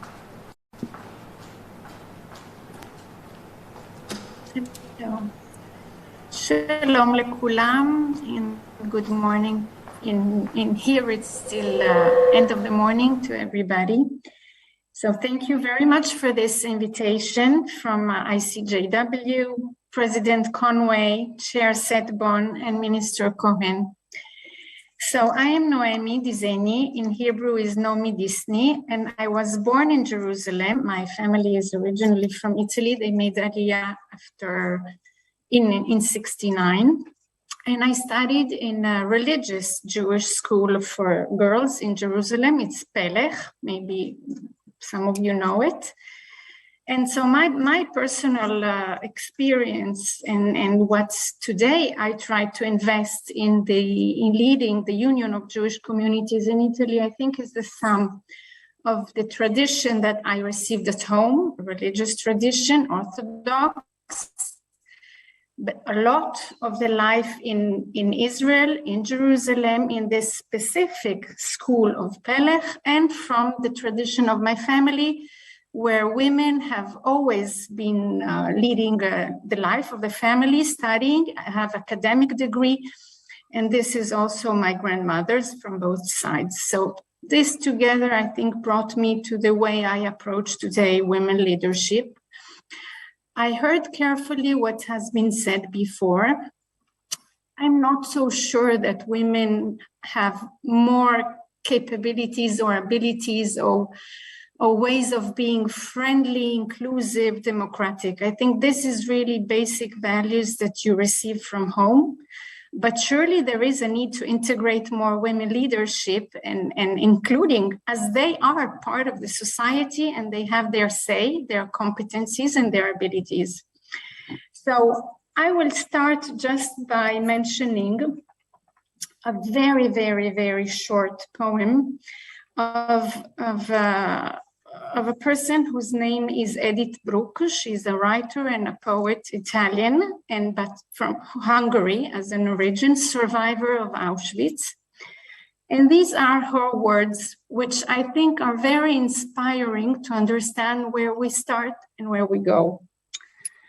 Born by case, be born as a woman, be born poor, be born Jewish. This is too much in one life. So these are her words, of course, as a survivor and where she was born in Hungary in a very, very poor village. And I think these words are really the sign of what we bring inside us as history of Jewish people, of women, and where we want to go. So the personal experience I want to share with you, and also regarding the Italian situation, is that when I started to get engaged inside the Union of Jewish Community, I arrived from Israel quite many years ago to Italy. And I always felt that as I was also Israeli, maybe I didn't need the community, the Jewish community, because I could do by myself. I knew what to study, what to learn, with whom to have some chats about Italian, Jewish things and so on. Why do I need a community if I already know things about Jewish life from Israel? And why do also Israelis need or not the community? And this was, for many years, I just kept it there. But then when I had children and I understood that you need a community, not only because your children go to school or something like that. So of course, there was a change in the mindset in those years. And when the chance just was presented to get involved at an institutional level, so not only sharing the life as a Jewish mother in a Jewish family, working outside, and in an average, women in the Jewish communities have a very high rate of participating at the working life of the family. They go to study, they're academically advanced, and so usually it's mothers that work. But to get involved in the institution and in Jewish community life at a leadership role is quite different. And traditionally, especially in the big cities, it was very, very restricted only to men. While on the opposite, in very tiny communities, in Italy, we have 21 communities. The bigger ones are Rome and Milan, but we have many other communities all around the north, center and north, and one in the south. In the tiny communities, the presidents are women. And so we need to think and answer maybe why. Maybe because it's a big family, it's not a huge institution. You need a lot of energies to do more things together. So we have currently 5 presidents of the 21 Jewish communities who are women. But when I got engaged in the union, the only way to challenge the situation was a very original one. And again, not because I feel and I think that only women can do, but it was an original way of breaching the situation. And it was to present a list, a political competition in elections, of only women. So instead of being normally a list that gets into the competition would be of men and women, or maybe 2-3 women on a list of 20 people, we made a list only of women. And this was so shocking and such a new approach. I'm talking about 9 years ago. It was so shocking for everybody that an entire list of women would candidate themselves to leading the Union of Jewish Italian Communities, that actually we managed to get a very important percentage of women inside this list. And as this trick was very effective, the further election, all the list put a woman as a chair for the list because it worked as a way of having more votes. So that's as sharing my personal experience. But of course, it's not enough to be voted, and you need to work and work a lot. And so in Italy, the experience in leading a community is of us on a voluntary basis, and it's added to our professional life. So I work and I add the dedication, the time that I dedicate to the Union of Jewish Italian Communities. Now, more specifically, not about myself, but what is the history of Italy and how we see women engaged in changing times. So as a very, very important part, first of all, it's important for us to share and communicate that the Italian Jewry exists uninterrupted for over 2,000 years. It's a very different communities from the Sephardic, from the Ashkenazi. It has its own characteristics. And so we are trying, of course, to bring forward this very, very important tradition, unfortunately not so known, not so very well known. And the last part of our history, so starting from the 19th century with the unification of Italy and the emancipation of Jewish people,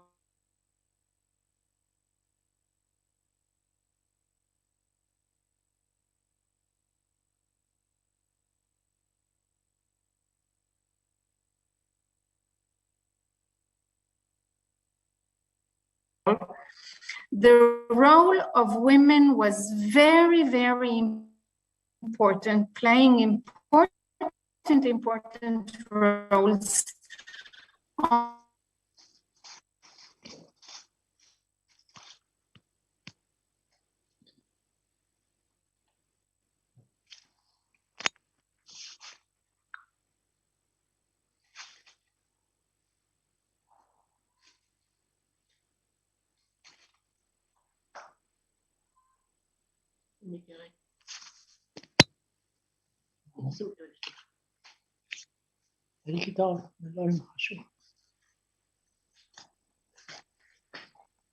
I'm sorry that the line went out.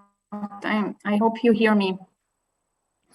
So during emancipation, I mentioned during the Shoah and fascism, some important women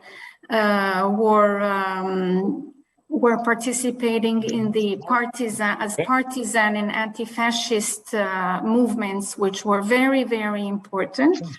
And so the participation of Italian Jewish women when the Constitution of Italy was enacted and the building of Italy as a democratic republic. So it's not only managing its own community and the Jewish affairs, but it is participating as in bringing Jewish values into civil society and building Italy. And of course, we have some very examples on the scientists, politics, poets, writers who are really important milestones in Italian culture. And I think this is a challenge. So I will now share just a few examples of how we bring these Jewish values and attitudes, remembering that we are an Orthodox-based communities. All the Jewish communities in Italy are Orthodox. Maybe people are not so religious. So the challenge is to get more religious. But its basis is Orthodox. So while women are involved in leadership roles, as I mentioned, they are not involved in the religious side. And a challenge is to include women also in the Orthodox stream in our religious education and religious academic degree that we have. Actually, most of the students in the academic of Jewish, we have an Academy of Jewish Studies within the Union. It provides an academic degree. Most of them are women, most of the students in these studies. Now, always in relation to the other part of society, and especially in interreligious dialogue, which in Italy is very, very important and relevant. It is important with Muslims. It is even more important with the Christian society and Catholic society.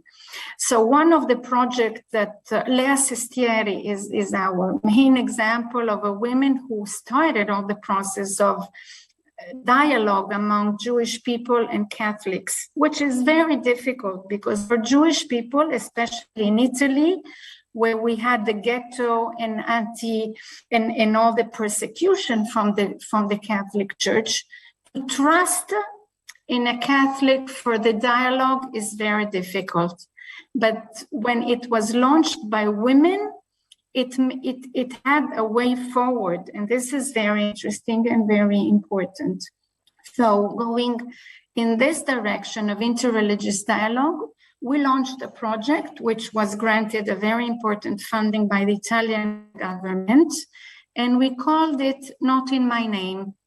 And it's a course that we share in Italian schools, which is targeted to very young adolescent girls, but also boys, and to say, how can we use religious values or religious education that we give to girls becoming bat mitzvah, in our case, to foster their identity and their role in society as women. So it's not to prevent violence or physical violence, but we think that if on the age of bat mitzvah you start working on make sure that you have an identity, you are aware of the role that you will have in society, then you will not get abused or receive violence as could be. But we didn't want to limit it only to Jewish people, and we said, let's make it a project with the other religions, so with Muslims and Catholics, and we built a team and addressed in non-religious environment, as are the schools in Italy, but bringing this religious approach to how we share education to very, very young adolescents. And I think it was a very, very important project because that's the first step in preventing violence against women. And I think that really today in Italy, we have, going back to the words of the poet and of Edith Bruck that I cited at the beginning of my speech. Today we have maybe 15 Shoah survivors in Italy, and most of them are women. The women are the ones who speak constantly. One of the women, Liliana Segre, she is also senator of Italy. And the voice of these women today is incredible in Italian society. Every time they say something, it is taken by all the media. And even if they speak about issues that are not only of Jewish interest, and especially to call the attention of society to values, to civil tolerance, against hate, against, of course, racism and discrimination. And I think it's interesting that it is the voice of Italian survivors from the camps, the women one, who is so strongly heard and respected. I must say, also respected. Of course, there is a huge part of the web and internet that they receive hatred expressions, as we know very well what is happening on the anti-Semitism on the net. But still, a great part of society is deeply impressed and listens to their words. So I think there is really a lot we can do. It's important also the liaison among women in the different communities around the world. So I look forward to meeting you in person and continue this travel together. Thank you, dear Nomi, for your interesting report. Now, there is a question from the audience. Can you tell us, please, about the corona crisis? What have we learned about the community resilience? Yes, and I saw also the question about the Vatican, of course, Vatican and the top leaders of the Vatican.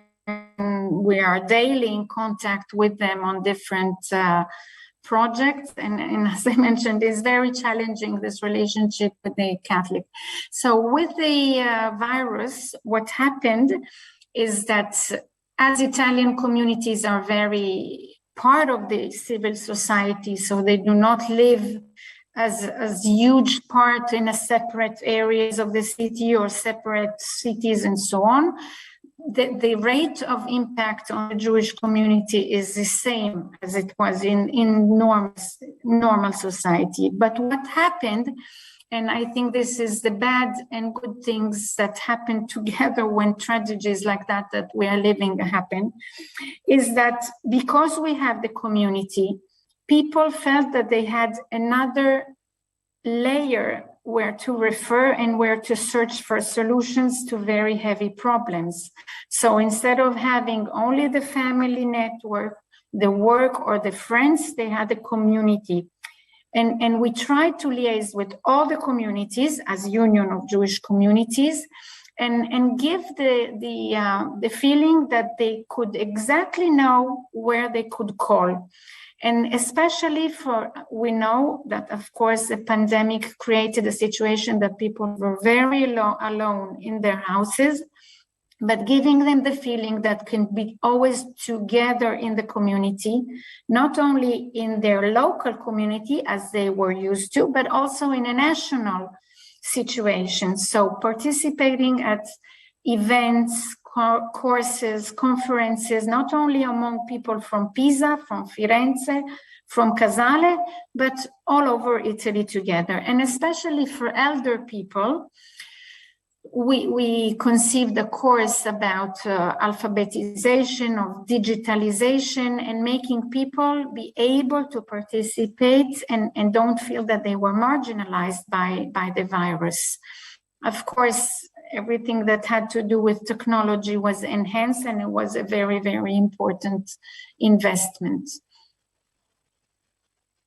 Thank you very much, Naomi.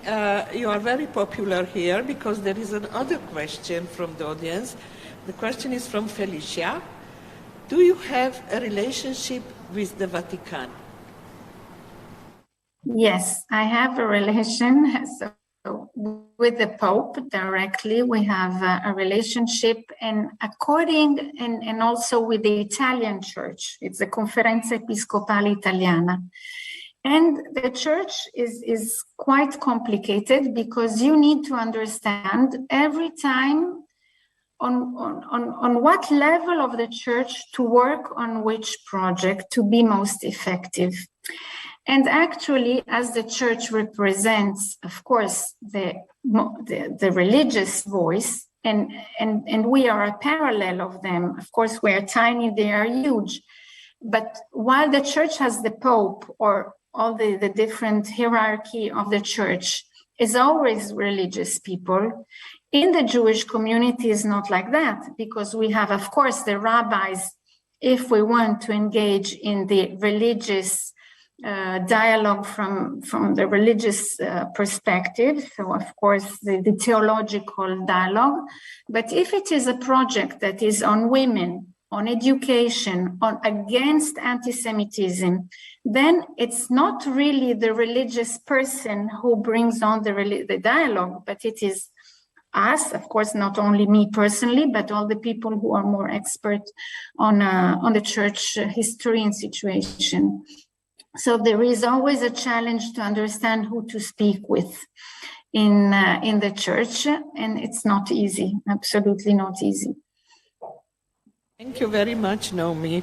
I had the feeling that even though you spoke from Italy, from far away, I had the feeling that you are here with us, and don't worry, we will come to visit you. I will. I love Italy. will, Thank you very much. All the now, families in Jerusalem, dear so of audience, we will make now an intermission. And also we include, while we go to the intermission, we can look at a video which is called A Glimpse of Israel.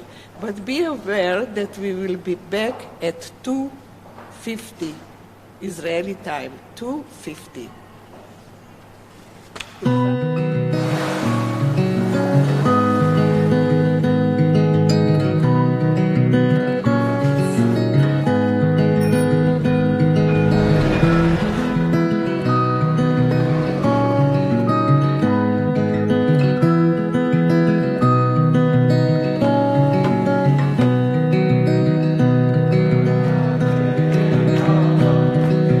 Longing to be free, we came to be.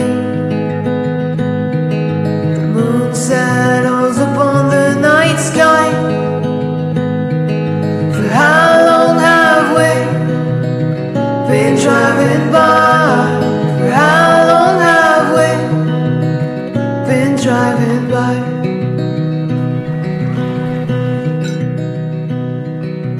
You can hear the humming wind. We planned our greatest escape, fleeing through the leaves, the redwood giants, fleeing through the leaves, the redwood giants. She'd say, you were meant to come, we were meant to meet. You didn't want to leave, but it was all meant to be. You were meant to come, we were meant to meet. You didn't want to leave, but it was all meant to be.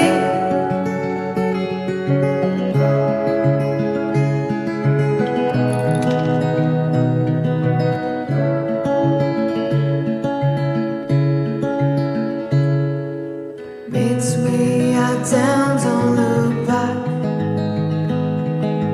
Run along with the golden bird. My dear home is where your heart is pounding. My dear home is where your heart is pounding. The road goes by, the trains go by.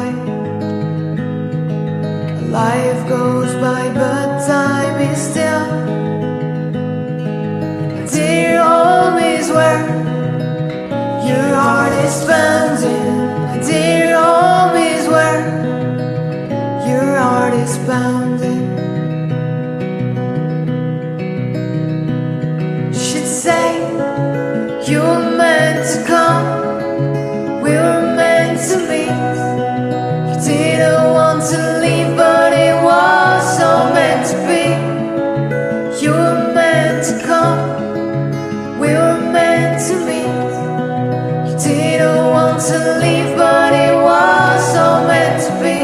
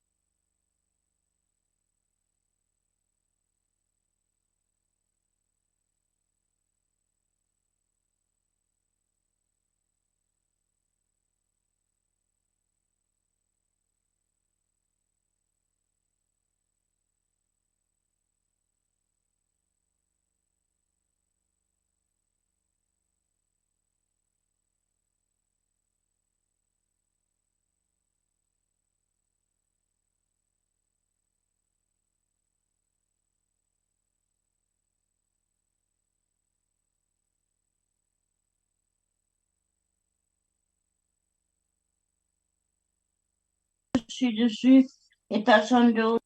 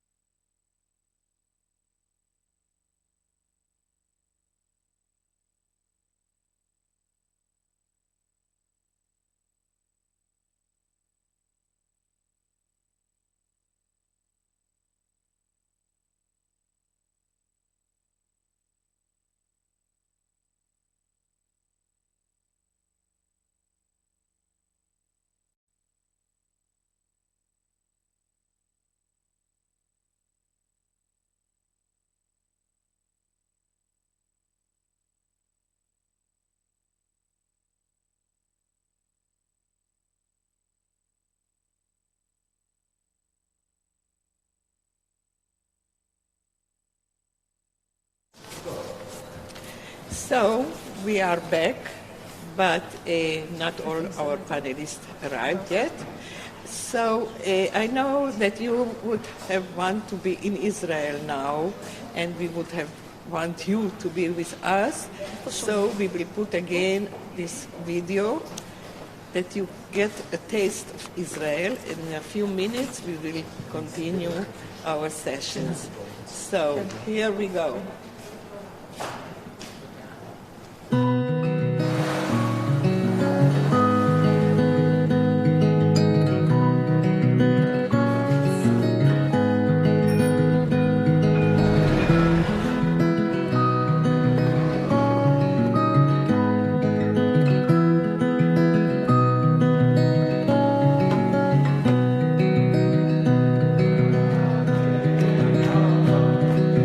Longing to be free, we came to be.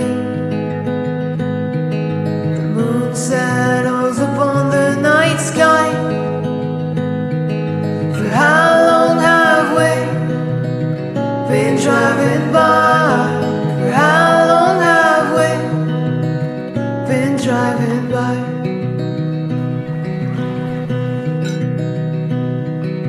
You can hear the humming wind. We planned our greatest escape, fleeing through the leaves, the redwood giants, fleeing through the leaves, the redwood giants. She'd say, you were meant to come, we were meant to meet. You didn't want to leave, but it was so meant to be. You were meant to come, we were meant to meet.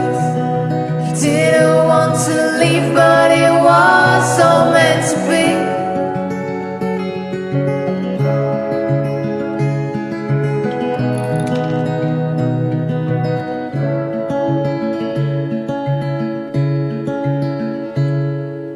Meets me at down, don't look back. Run along with the golden bird.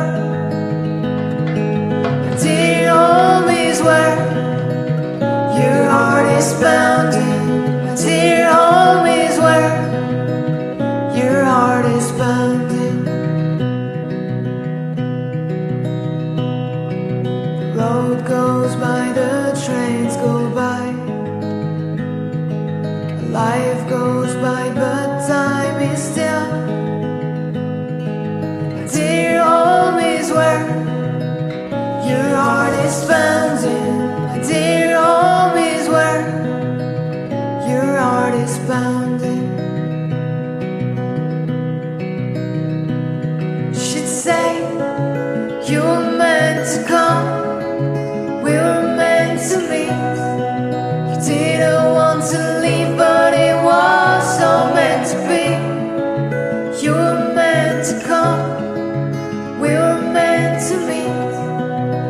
didn't want to leave, but it was all meant to be.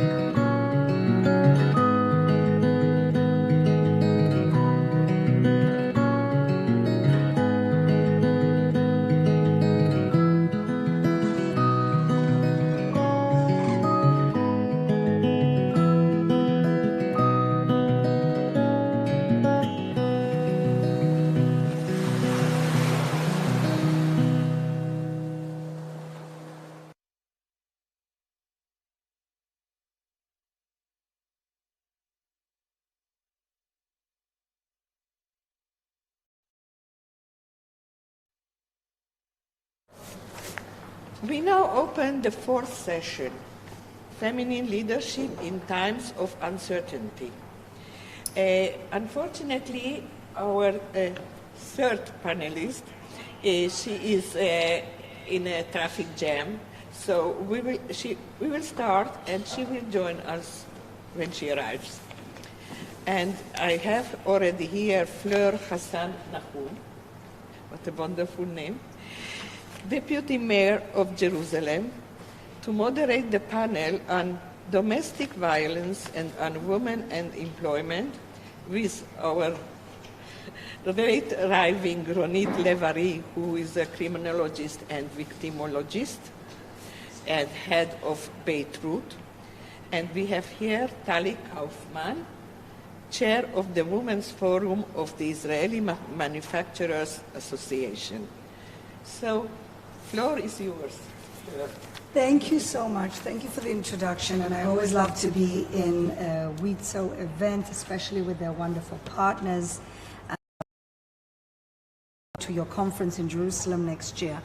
And the truth is that, I always like to say that in times of crisis, this is when you see the uniqueness of feminine leadership. This is when you see all the different values and all the different skill sets that women have come to the forefront to be able to unite a society in pain.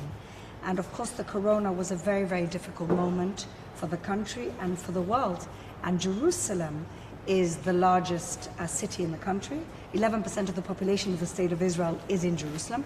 And it's also the most diverse city in the country. We have 39% Arab population, we have 25% ultra-Orthodox population.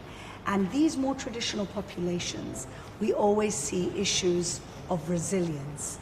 And in Jerusalem, I'm very happy to say that we managed to take a very difficult situation, a situation where families that have big number of children, families that live in very crowded conditions, communities where corona was spreading very, very fast, we managed to take that situation and come up with creative solutions to be able to help these populations.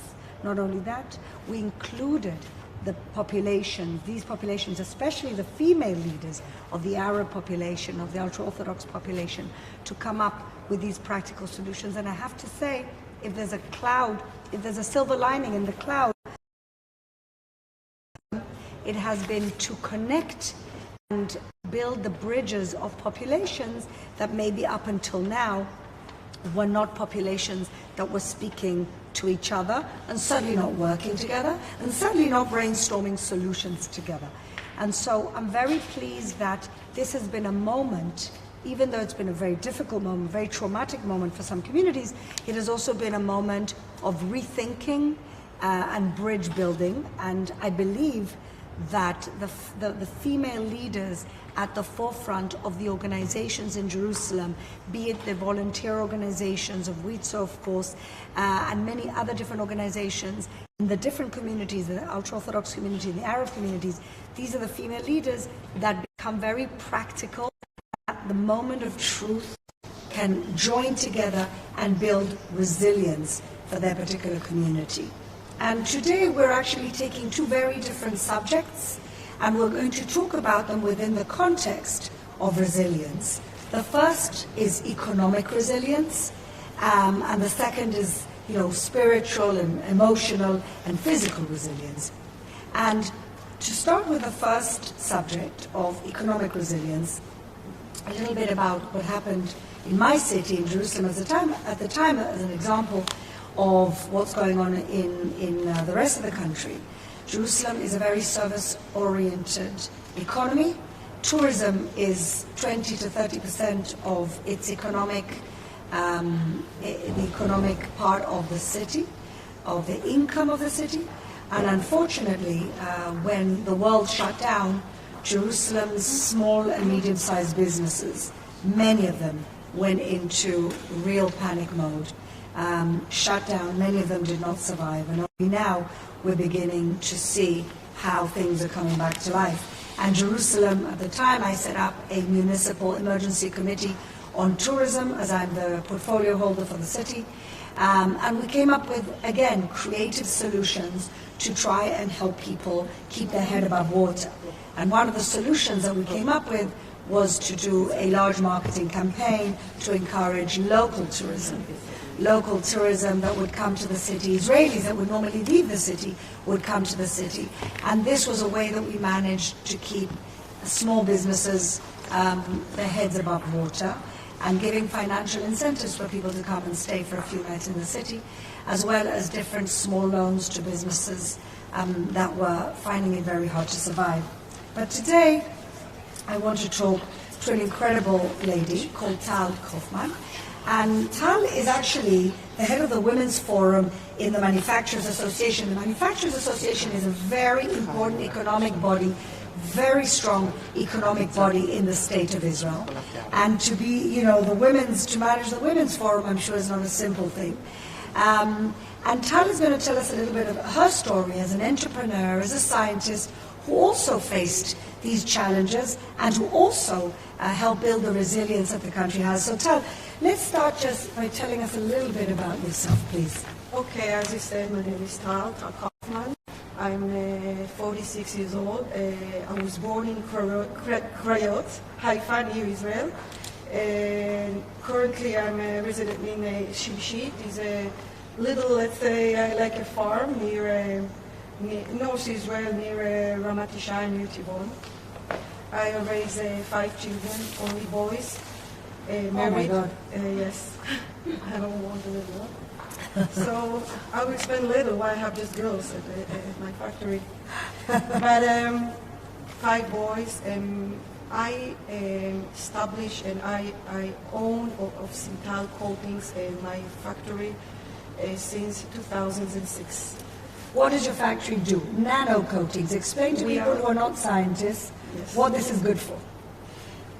They are conformer coating. Conformer coating you can see even in a simple circuit board in a toy. Inside you see like a liquid or spray. Nano coating is a coating that we are doing in CVD technologies. I'm not going to get inside, but it's a gas with vacuum. We need a big machines. It's not the simple things. How long have you had this company? Almost 16 years. Wow. Yes. So you must be a pioneer in this field, right? Yes. Yes. We are the only company, factory in Israel that and we are specialized in this specific coating with the generic name is Parylene. There are some factories around the world, but we are actually not so little, medium and large factory compared to the other world. And I started with 3 girls, 2 machines and 1 dream. This was 16 years ago? 16 years ago, 2006. At what point were you just before the corona in your business? Where had you gotten to?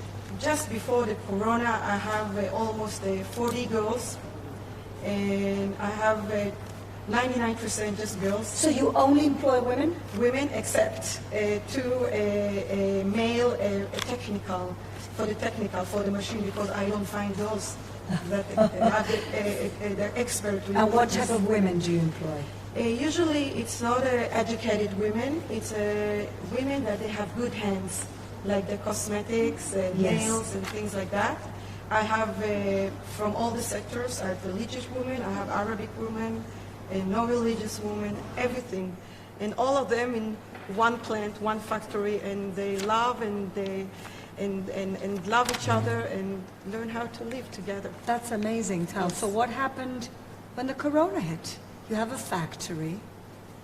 I have a factory, and 3 years ago I started to build a new factory.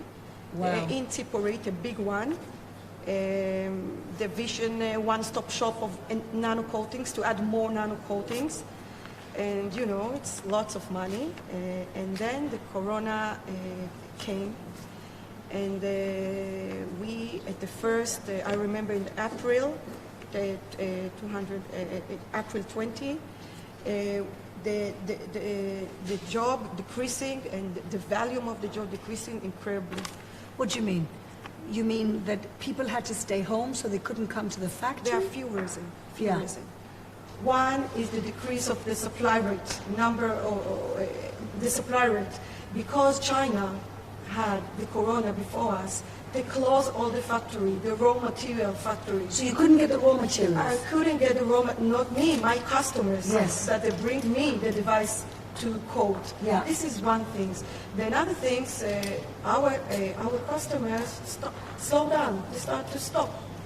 We didn't know where the world is going on. So that's okay. I don't know if I want to. So there were no orders? Very decrease the order numbers.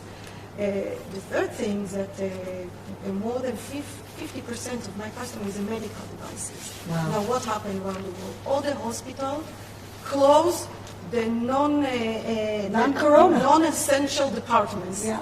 And they treated only corona. So they say to the medical devices startup that they don't have and they don't give a clinical trials.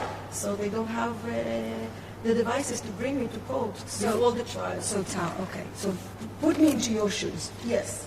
You're a successful businesswoman. You opened a factory a long time ago. You're opening a second factory, and the corona hits. What do you do, and how do you get over that? First of all, I'm regular to tough days. Simtal, this is the name of my company. When it started, it was very, very hard. Right. So,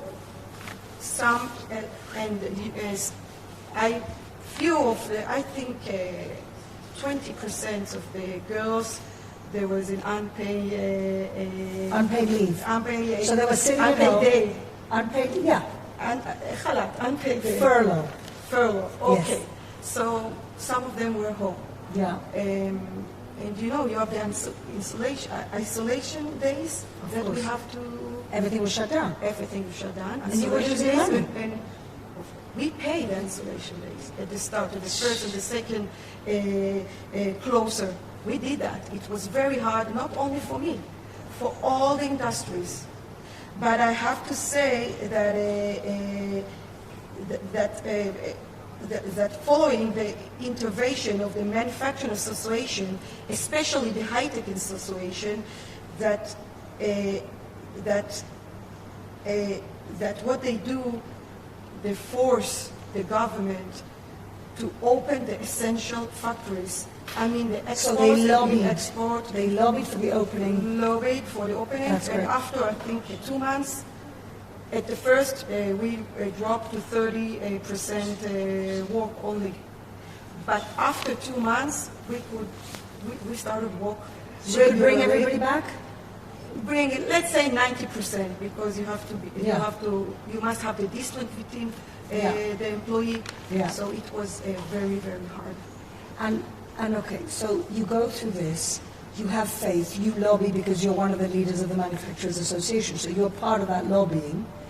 And what do you tell yourself before you go to sleep at night? Aren't you panicked that everything that you built is going to just poof, go? I know that every few years you have tough times. Every female or male that have a factory must have it. You not only often talk on the climax. Sometimes you have down, sometimes you have up. So I thought to myself, no, I'm Is it a down? little bit down. Yeah. Yes. And tell me something, as being head of the forum in the Manufacturers Association for Women, what's your vision for women leadership in the industry you're in and in general? What do you think we still have to do? Where do we still have to go? Because Israel is a relatively liberal society when it comes to women in the workplace, but we still have a way to go. What is your dream?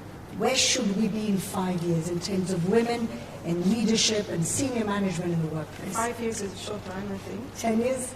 Maybe more. But I tell you, what's happening now, post-corona, okay, now that there is a growing of the high-tech in Israel. It's booming.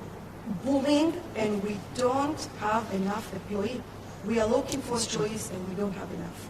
The main problem that only 15,000 technical employees, we don't have more than 15,000 technical employees in Israel. So what does the company do? They are hired from Poland, from East Europe. They are coming, they are fishing here, they are learning our brain, and then sometimes cut and paste. The companies go all over the world. So what is the solution? What I suggest. Yes. That lots of girls in the high school, if they can learn 5 points in mathematics, so they can take 5 points in mathematics and physics and chemics, and let them go and learn engineering, more engineering. And then 10 years from today, that's why I say 10 years, not 5 years, 15 years from today, they will be in engineering. And I agree with you, Tal. I think there's a lot of lost opportunities. I think that, STEM subjects in schools for girls is a big movement at the moment. In Jerusalem, we've opened up robotics clubs in girls' schools. We're really pushing the 5 points, which is, for people who don't understand, it's the highest level of math high school diploma that you can get. And I also have a hope that we can take the populations like the ultra-Orthodox and the Arab populations who are underemployed and somehow do intense education and training to embrace them into the startup nation and into the workforce of the startup nation. And this is something that Jerusalem, I'm very proud, is leading in intense, immersive programs to try and get these populations involved. So, I heard that started in Tel Aviv, they started in Haifa. It used to be 20 years ago, 25 years ago, Bosmat High School, if you remember, they stopped it. Yes. Now they restart it now. Because it's not just engineering, it's a technical people, employee for many things that you can learn in half year, 1 year, 2 years. Of course, it doesn't have to be an engineering degree. And women too. And women, absolutely. It's not empowering women. It's the factory, the manufacturing is not a dark place, a black place, like what you can imagine. It's something else today. Everything is robotic, everything is clean. Well, Tal, thank you so much for your leadership and for your vision and for sharing your story. We'll come back and we'll continue our discussion. Now it's my pleasure to talk about a completely different type of resilience.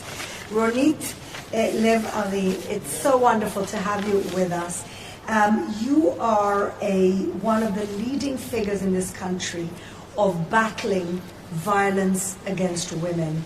You were in Naamat many years, you pioneered the Bet Ruth organization, and you, in the Prime Minister's office, you headed the women department. We all know that during Corona, I would say the biggest victims of the Corona crisis were women and children in violent situations, especially because Corona meant that people didn't leave their homes. It was catastrophic. Women that were living with men who are essentially their enemies were with them all the time without an escape and without being able to go out. I know that in Jerusalem we were very involved in trying to protect these women. The mayor of Jerusalem, Moshe Leon, thanks to my colleagues in the city and myself, opened up a hotline a specific hotline for violence against women. We're working, as you know very well, Lily Ben-Ami, whose sister tragically was killed by her husband, on different types of solutions to identify the abuser way before we get to the point of murder. But you are an expert on this. You are running these organizations for many years. The corona hits. Do you feel that everything's going backwards? Tell us a little bit about yourself and how you see the situation. Very glad to be here, and I want to say that I had some challenges, and I was involved in some challenges. First, Bet Ruth, who is a village for girls at risk, we had a very big challenge because the girls couldn't go home. And they go home. When do they normally go home? They go home twice, every second week in most of the cases. Some of them don't go. So it was a big, big challenge for the staff to hold the girls. All the time there? In the village, and I have to say that they were amazing. The staff? The feminine staff. All women? Yeah, only women. It's a project of the Jaffa Institute with Vitzo, and it's a very special project. How long has this project? We started in 2006. And it's a village. Explain a little bit about what it is. It's a village that it's a dream of a very special woman from Long Island. Her name is Susan Ashner, who found herself when she was 16 in the streets, and she decided to do something for the girls in Israel. She converted. She married Michael, and she asked. She wanted the name Beit Ruth. It's after the Ruth from the Bible, the Moabit. Yes. And we started 2006, and from 2011 we have a big village in Afula. What girls go to this village? Explain to us a little bit. Most of these girls are victims of sexual abuse, physical abuse, neglected. And they're taken out of their homes. Yeah, when they are. It's important to say that there is a big difference between girls and boys. We know that girls and boys are abused till 12, 13, just the same. But when they start to be teenagers, they express their injuries in other ways. The girls are making what we call acting in. They destroy themselves. And the boys, most of the boys, are acting out. They become violent. That's so interesting. interesting. And this is the origin of the violent husbands. Yes. Therefore, we have to think about... It's a cycle. And I can tell you that after 40 years, 45 years that I'm involved in this issue, I can say that till we wouldn't treat the children, till we wouldn't notice that if a child is a victim of violence or even only is observing, is damaged. And I have to say that we cannot say that everyone that is abused will be violent.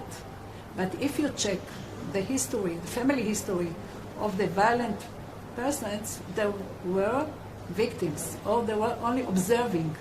And if you check the biography of the big dictators in the world, you will see terrible childhood, and they don't want to feel any sympathy to these people that destroy our lives. You know, you can begin with the Hitler and Stalin and Mussolini and Saddam, whatever they had, and they don't want to feel any sympathy, especially because I'm a second generation, what we call. But you can trace where this violence starts. Today we have little boys that are created to be in the future violent husbands. Wow. So and this is terrible. What and do you the do girls with this, they are at risk to be victims. And it's not to blame victims, but we have to talk about responsibility as society, what we can do, how we can prevent it. So and the work of Bet Ruth, do you see good results? Do you think, does that give you hope that people can be healed? It's amazing. Tell us a story. It's a project that started as a private of our donors. Yeah. And it is now part of the welfare office.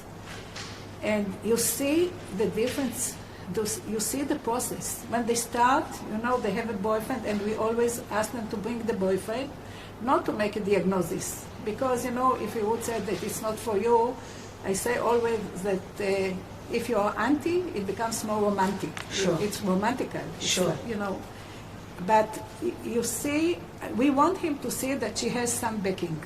Yeah. But as she becomes stronger and her self-esteem becomes higher, she chooses more healthy partners. Yes. It's amazing.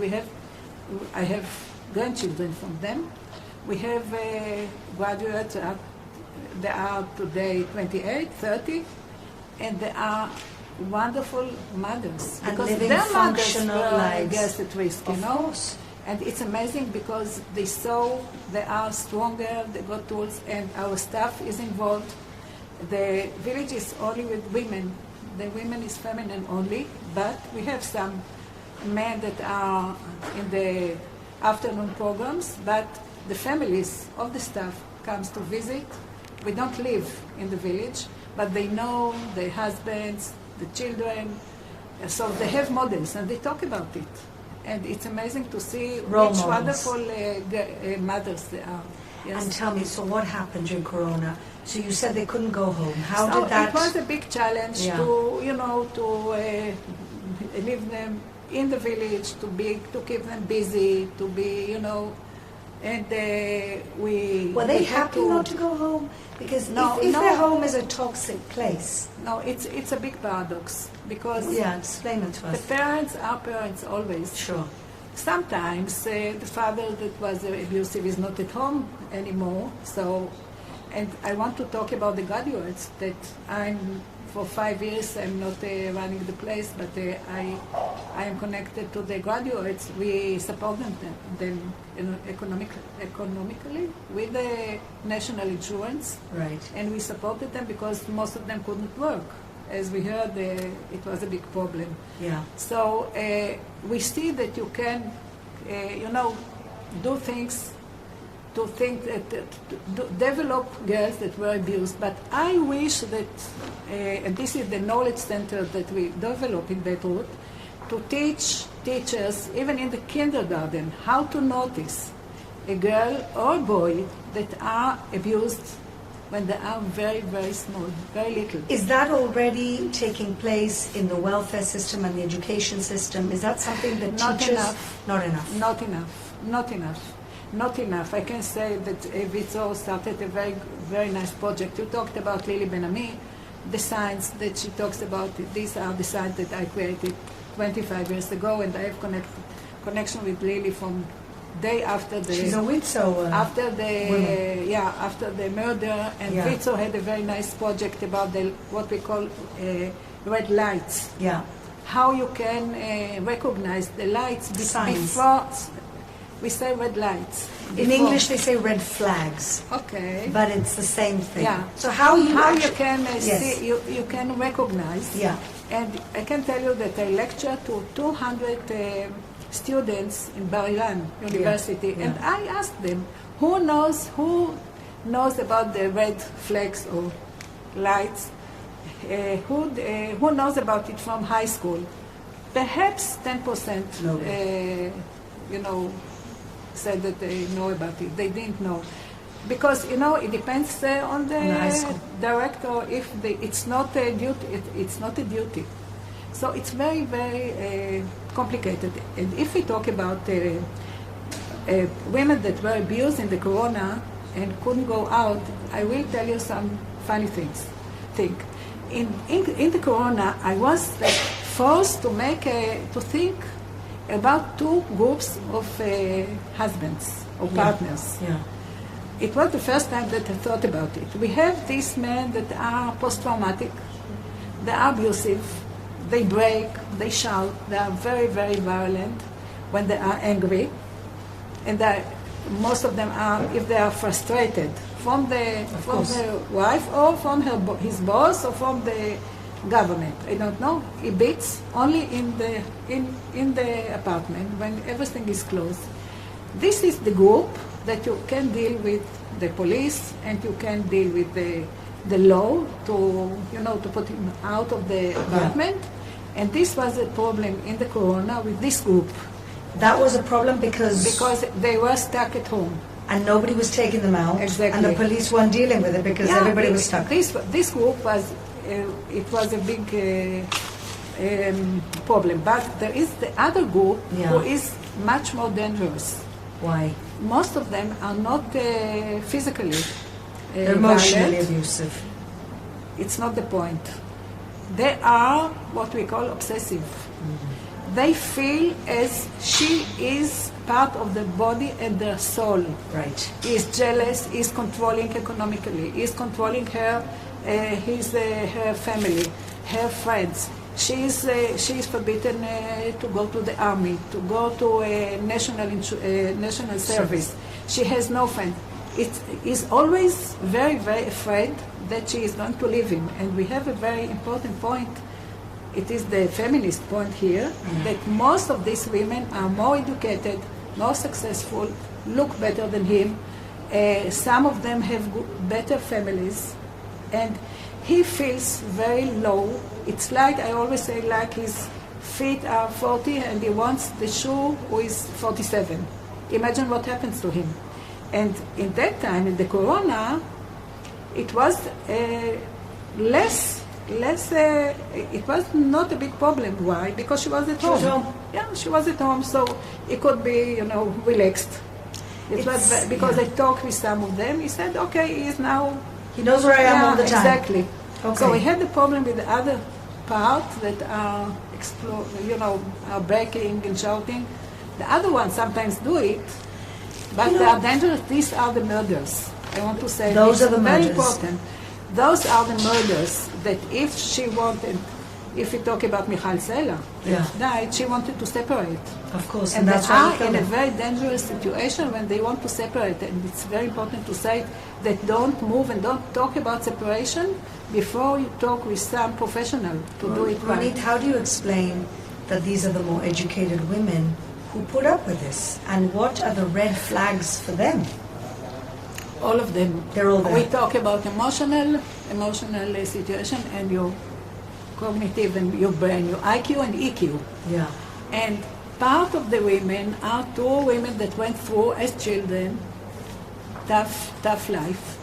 And part came from one that I talked with her in the morning, she said, I come from a very sweet family. This word, sweet family, it's first time that I heard this word.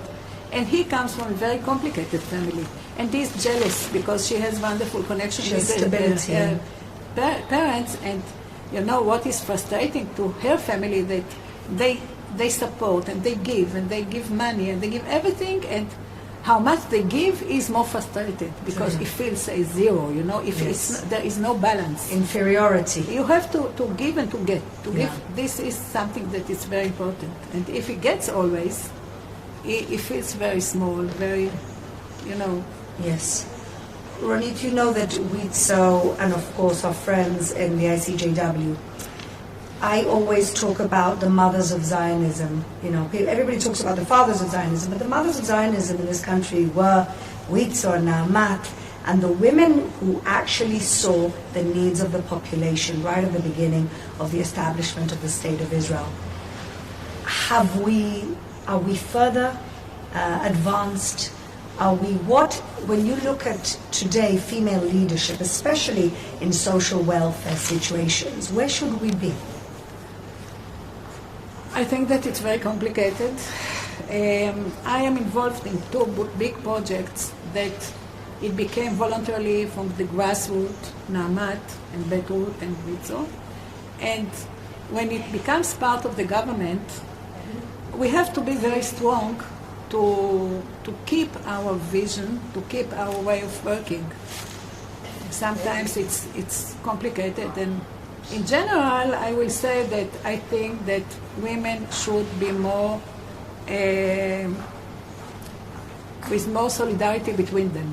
And I think that women don't understand that till women wouldn't be a very strong group as women. I agree with you. We have a problem. Do you feel that the women in political leadership pay enough attention to these issues? Because I'm frustrated that they don't. I am a woman in local political leadership, But sometimes I'm frustrated that when women get very far in their political careers, they forget about women. No, this is something that I know, but something that makes me very sad. I can tell you because I have the perspective of 45 years. Yeah. Once all the women from all the parties were together as a group when he talked about women issues. Now it's not like that. Every one of them go with the other party and they don't work together. They don't work together. And it's terrible. And this is a symptom that what happens in many areas with women. Yeah. And they don't understand that they destroy themselves. Of course we do. And they are involved if it is, if the media is interested. And they feel that it's very, on the... Below them. Yeah, yeah. Well, I hope that we can make that change at some point. Let's maybe just wrap up with a little bit of, vision and something positive to think about. Tal, where do you see us, industry, women in industry, in terms of our resilience and our advancement? Where do you see us next year, 1 year post-corona? I think that Corona opened opportunities to women in the industry. As you see here, we are on a Zoom application, so we can work everywhere. We can sit at home with the children, let's say afternoon or before afternoon, noon, and work.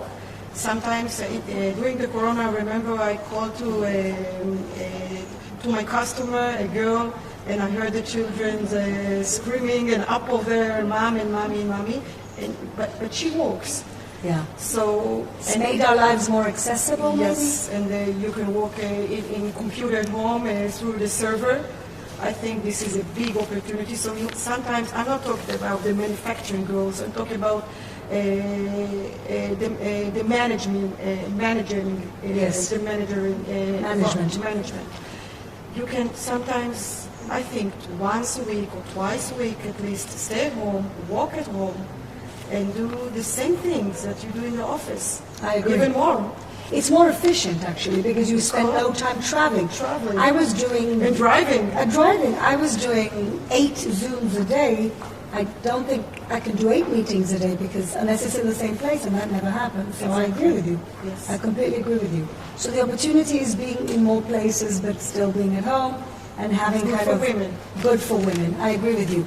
Now, with all of this really horrible situations that we experienced with women and abuse, is there any way, bechol zot, as we say in Hebrew, something positive that we learned that we can take forward and become more resilient as a result of what was experienced in the corona? I want to continue what Tal talked about. 21 years ago, I got to know when I was in the Prime Minister office, Ms. Mazar Renford, who was the director of Carmel Center. Yes. It is a center for gender issues that teach all over the world, mostly the developed areas. There is political, I don't know how to say exactly, for, Africa and Europe and all they are teaching what Israel can teach. And during the year of the corona, we continued the connection with this center. It is part of the external ministry. We had lectures for 7,200 people all over the world. Wow. To the US, to Africa, to Europe. So knowledge sharing. So they are more aware of girls at risk and violence against women. It was amazing. And now about resilience, again, this is something that I am very concerned with, that if children will be more resilient, if a girl will be more stronger, if the boy will be stronger, there is a big chance to make a real change. But you can't say only education. You have to do all the parts that you. And if you work with the parents, you work with the children. So we have to work with the women. We have to work with the men. And I think that in Israel, more and more, the men issue is more in the awareness. And we have men groups, because men wouldn't come to get treatment, but Yes. they join when something bad happens. If he is arrested, if she's run away, he cope. But there are now many groups of men that are not violent men, but in general, they are sitting together because we are, as women, we make it naturally. We have groups. We share more. Exactly, and they don't talk. Yeah. And don't, in Hebrew, to be, alimut ve'ilmut. Ve'ilmut. Ilem, death. It's Yeah. the same word. You cannot talk, so you beat. Yeah, And violence now- and not ignorant, but ignoring is the same. No, not ability to talk. Right. Okay. Ilem, right. So now we understand that we have to support young boys and men to talk, to be with one another, and it is good too for religious people because they are apart, and it's Yes. very important. I to completely think about agree the with men. you. I completely To agree support with them you. to talk. In Jerusalem, we passed a program to teach gender studies in high schools, and it was very important for us that it wouldn't just be for girls, it would also be for boys. But as a separate group. As a separate group. I am like in the synagogue, I like it separate because I think that we are two groups. I agree You with you. cannot put apples with the, Pears. with the With tomatoes. pears. Yeah, exactly. Yes. Because it's different, the needs are different. But you have to share afterwards. But the big part has, and I like to lecture only to women because I talk in another way to men. I agree with you. And if I have 3 men in the audience, I start to be, diplomatic. Yeah. And they are the only that they are talking when they start to ask questions. If they want to say something, the men are talking. Even if they have only 10 men with 200 women, they are talking. As I completely agree with you. I used to lecture in university, and I used to ask the women to talk. Yeah, Because the minute, I thank you so much for your you. insights, and you both give us so much hope. I think that there may be some questions from our conference. We wrote it here. Okay, we've got some questions here from the audience. How can women in the workplace help to change men's attitude to women's equality? How? Inside the work, it's very hard because you cannot say what you think sometimes. But I think it starts from the families. It starts from the kindergarten. It starts there. You have to educate from the kindergarten, the school, at the school, that the girl and the boy are the same. Of course, we were different, but they have to do the same things and to show them how to think the same. And I think it will take years. It's better now than the past, of course. So you think by the time they get to the workplace, it's too late? I think it's too late because you cannot say to your boss what you think. If something's not good for you, you can go. I think the boss, what he thinks, must start from when he's very young. I agree with you, but I disagree with you. I'll tell you why. I'm involved in a program in Jerusalem for advancing women in high tech, from junior management to senior management. And this is something Sheryl Sandberg, the COO of Facebook, talks about. We don't demand enough for ourselves. And this program that I created, we do mentoring of women. And sometimes what I find is that women just need a little bit of a push to say, you're frustrated that you don't earn as much? Ask for a pay salary. And most of them are like, lo naimli, as we say in Hebrew. It's not nice. Why should I ask? And just giving them the confidence to ask for a promotion and ask for a pay rise. We've seen 65% graduates from my program who've received pay rises. And I think what it is women have to learn to stick up for themselves more, be confident to ask what they deserve. And so I agree with you that for the men it has to start, but we also have a job. And our job is not to sit down and let things happen to us, but be more active about Many it. surveys shows that the women are better managers than men. There's So no if a woman doubt in my can mind. push, she will break everything. She go very, very high. That's for sure. I know how to push, but sometimes women they teach them not to push. So we have to unteach them Exactly. so that they learn From how to the push. kid- Absolutely, that's what we have to do. Another question from our audience: how can we use what we have learned from the pandemic to make life better for women?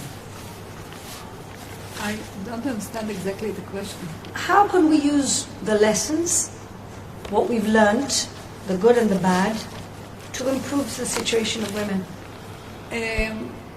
I think that actually Vitzo is doing it, Naamat is doing it, Emunah is doing it. I think that supporting women, supporting single mothers. You know, I meet women that had terrible marriage. First one, the second one is worse now. Second marriage. Second marriage. So we're going backwards instead of forwards. Because after she divorced, she was alone. She didn't, and she again looked for someone to give her the good feeling. And I think that if the community will be more aware about single mothers, for example, but not only therapy. You know, we are talking therapy. I'm not against, but more the social, the community, the community activities. In the holidays, who is inviting a family? You know, sometimes, you know, I like families, but sometimes it's like a territory. It's only the family members. Yeah. And I think that people have to open, and there are mostly religious people are inviting. I've got to say, I'm religious, and you're 100% right. We have to learn. You're 100% right. The secular population has to learn from the religious community to be more open, not to, you know, this border is so tough sometimes. It's only family. And I think that it's... You know, it's very interesting you say that, Ronit, because I made Aliyah. I'm an immigrant of 20 years in Israel. And when you don't have family here, your friends become your family. And I think that in the immigrant community, certainly the one in Jerusalem, we are very open because we didn't have our own closed group. And I think that the religious know how to do this, and I think also immigrants do this naturally. And I think that's a really, really important way to express it. I'm very happy that you did express it in that way. I think that the women movement have to work, especially in a secular society, to learn something. It takes a village, as Hillary Clinton once said. Exactly. So it's been really fascinating to speak to the both of you. We're so pleased for this wonderful conference of the ICJW, and I understand that next year you're coming to my town, Jerusalem, so I can't wait to have you all there and meet physically and be able to speak to fascinating women with fascinating stories and leadership. So thank you, Tal, and thank you, Ronit. Thank you. And we hope to see you all in better days. Thank you. Thank you, Claire and Ronit and Tal. It was really very fascinating, and we learned a lot. Thank you very much. Thank you.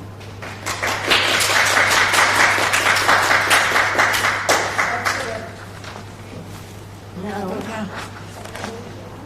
by the way, the name was mentioned, and I tried to ask the photographer to take a shot, but he couldn't do it technically. But Maza Renford is sitting here with us, and you did a great job. Now, the fifth and last session is building partnerships and strengthening communities. I want to call upon Sheli Kedar, Director of the unit connecting the Jewish people in the Jewish Agency, to speak on how Israel is strengthening Jewish communities around the world. It will be on Zoom. So let's see and hear Sheli Kedar. צריך לשים את הוידאו. Shalom. Hi. Hello.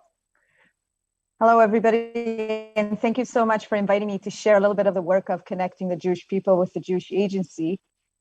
With your permission, I will also share a presentation that would maybe help follow along a lot of the information that I would like to impart with you. I want to thank ICJW for inviting the Jewish Agency and myself to share this with you, and hopefully this would be a beginning of a tighter relationship between us and all all of our institutions. So I see I can't share my screen. Is it possible to let me share my screen so I can show a few slides? The host won't let me. So I'll speak without, as they say, I do not need power to make a point. So I'll speak without a PowerPoint. The Jewish Agency, as of 2020, has reorganized itself around three key missions. Aliyah, as I'm sure all of you are familiar with, Israeli society, and a new unit called Connecting the Jewish People, which is the unit that I run. It is the new renewed mission of the Jewish Agency to attempt to connect Jews worldwide through this unit and also all our activities. We're hoping to act as a connecting bridge between the diversity of identities, interests, and religious streams in the Jewish world, and unite them around Ahavat Israel and the centrality of Israel as the Jewish state. In connecting the Jewish people, we'd like to speak about 6 key engines that help us connect, which I'm sure all of you can identify with. One is our global peoplehood operations. Second are our partnerships. Thirdly, our immersive experiences. Fourthly, our shlichim. Fifth is peoplehood for Israel and pluralism, and resilience, community resilience. And with your permission, I'd like to elaborate a little bit about all of them and then also maybe allow some time for a few questions. So for those of you who may not be familiar, the Jewish Agency has a global operations structure, which means that we have representatives in many different countries that from Latin America to North America, Western Europe, Eastern Europe, former Soviet Union, in Turkey, in the United Arab Emirates, in Australia, New Zealand, in Africa, really everywhere. And we have officers and representatives that actually sit and are able to be very finely tuned to the local needs of each and every community, as well as reflect back and give resources to them. So that's one aspect that we use to connect the Jewish people. Our partnerships, and raise your hands if you're in any ways connected to our Partnership Together Global Network. If there's anybody on this call that is connected to our global partnerships. We have 43 partnerships, geographical partnerships between Israel and Jewish communities around the world, which really connects 400 Jewish communities and 70 Israeli municipalities. This is a very exciting model whereby a joint steering committee of Jews from Israel and around the world, sometimes more than one community, sometimes a community in the United States and a community in either Europe or Latin America, sit together and think, what can they do to strengthen the connections between themselves, make the decisions jointly in a democratic way, and also work to implement them. In terms of immersive experiences, again, you can raise your hand if you've participated or sent a participant on either one of our Masa long-term programs or Onward, Birthright, Machon Lemadrichei Chul, Shalom, or Project, just to name a few. We have a lot of participants participating in immersive experiences in Israel and around the world. Just to give you an idea, through COVID year last year, over 10,000 participants came to Israel for semester and year-long programs under Masa. We were able to have over 6,000 teens enter Israel through our special visa for teen programs, 21 days and over. In partnership with Route 1, we have had about 1,000 Machon Lemadrichei Chul, that's our elite academic training program in Israel, also participating, and all of this through COVID and all the different difficulties. So connection remains. In terms of our shlichim, we are looking at a delegation that has never actually left its countries. Our shlichim stayed on the ground throughout COVID and are still on the ground, and the delegations are being renewed. We have community shlichim working with community, campus Israel Fellows on campuses, youth movement, our classic veteran program, regional director, Shinshinim, who are year of service, army, post high school, volunteer shlichim, and also summer camp shlichim.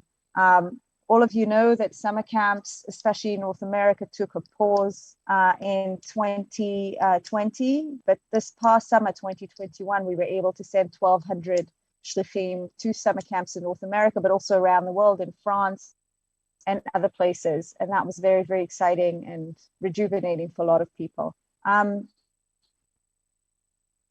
One of the things that we've learned in terms of connection is that the connection cannot just be one way. We need at least two ways to connect. And we have started investing a lot in educating Israelis about Jewish peoplehood around the world. So through, I'll just mention two projects, Ami Unity, which is a partnership between us and the Ministry of Education, working with about 84 Israeli schools as holistic units in a 3 to 5 year process, teaching them to grow empathy and caring towards the global Jewish people, to get to know global Jewish people and educate their students around it. We're also working with 21 Israeli youth movements to help them grow sensibility towards Jewish peoplehood. And one of our flagship programs, School Twinning, is bringing 250 schools in Israel and 250 schools around the world, not just North America, really globally, together in year-long programs. And that includes teachers, principals, and of course, students. Jewish Agency also supports the pluralistic religious streams, as I'm sure you know. So that also helps in promoting pluralism and Jewish peoplehood in Israel. Finally, I just want to mention a word about resilience. This connects also to the fascinating lecture that was just before me. If there's anything that this pandemic has taught us, is that resilience is priceless. And we've also learned that Israel has a lot of resilience mechanisms that have been developed, unfortunately, throughout the years due to our security situations. We've created an online platform called JReady. I will put the address in the chat, and I invite all of you to connect with this platform. This is a wisdom of the crowd platform where people share best practices for resilience, how to handle extreme situations. These could be environmental, anti-Semitic, COVID-related, stress-related.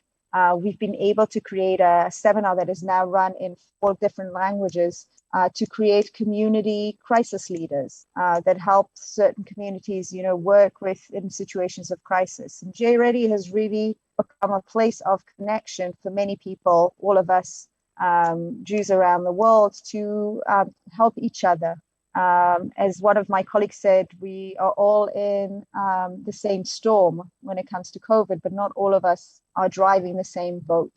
Some people have more and some people have less. And we've paid special attention in the Jewish Agency specifically for communities that are smaller or have less resources through different kinds of special help, also in times of crisis, as well as through our security fund, but also in regular times. So I want to pause at this moment because I spoke for 12 minutes straight and offer the stage for any questions or comments. I'd be happy to receive it. And thank you again for inviting me to share our approach for connecting the Jewish people.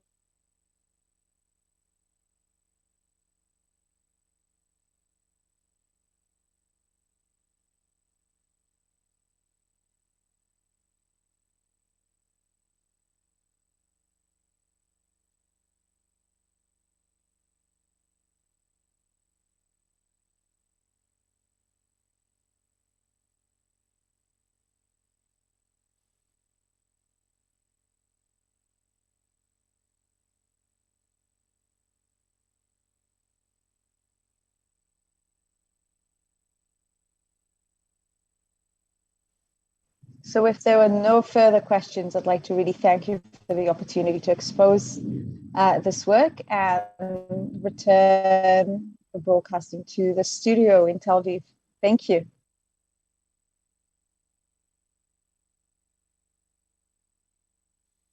עכשיו, תודה רבה. Thank you very much, Shelley. It was very interesting. For some reasons, I didn't get the questions from the audience, and that's why we will continue with our next speaker in about 5 minutes. And meanwhile, if you want again our video, but come back in 5 minutes, please. Thank you for your understanding.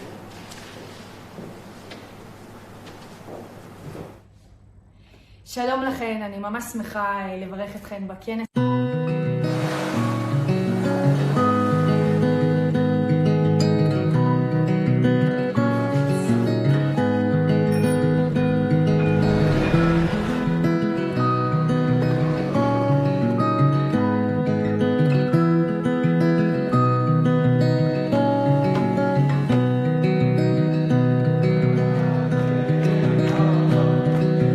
Longing to be free, we came to be. The moon settles upon the night sky. For how long have we been driving by? For how long have we been driving by?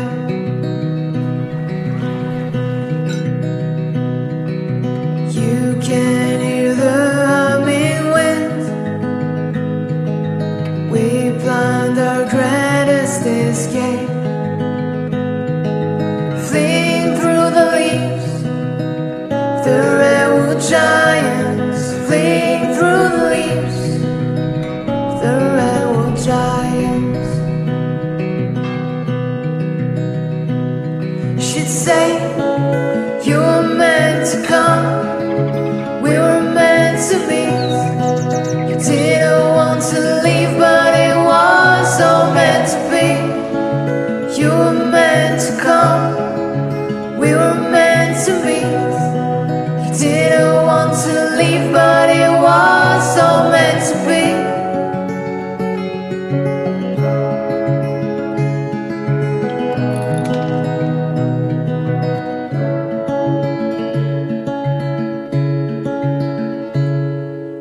Meets me at downs on the back.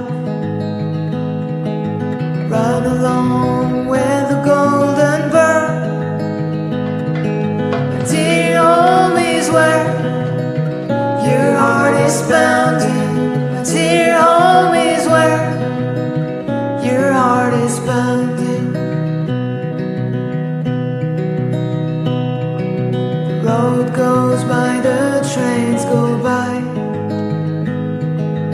Life goes by, but time is still. My dear home is where your heart is pounding. My dear home is where your heart is pounding. She'd say, you were meant to come, we were meant to meet.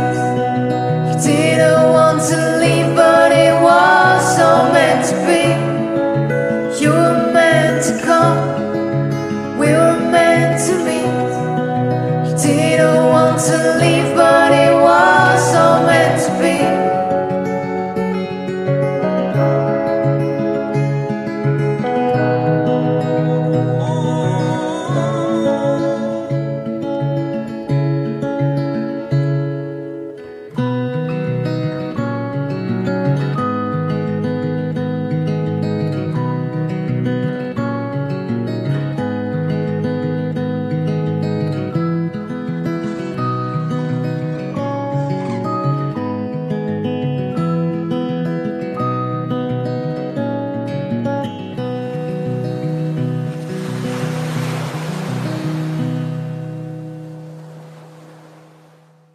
So here we are again, and unfortunately it will take another 5 or 10 minutes, so please stay with us.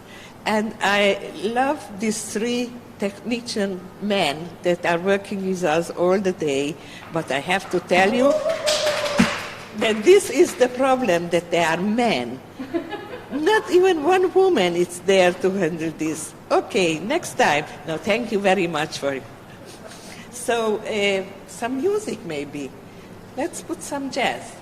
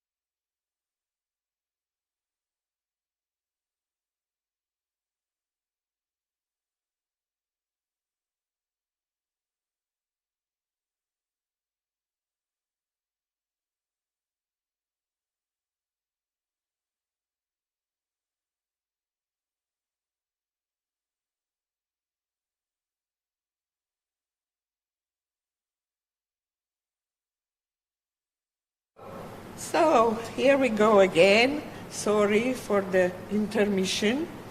And I appreciate very much that Shira Ruderman, who is in New York and there is a time difference, is with us. So I call upon her, Shira Ruderman, the CEO of the Ruderman Foundation, to speak on diaspora and Israeli relations. Please, Shira.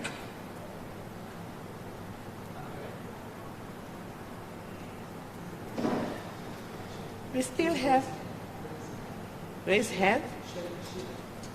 מי? אני לא שומעת אותך.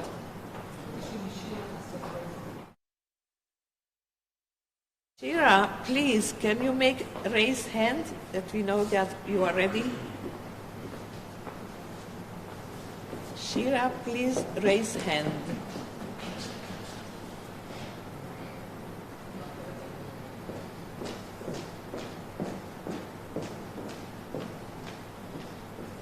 Okay, here we go.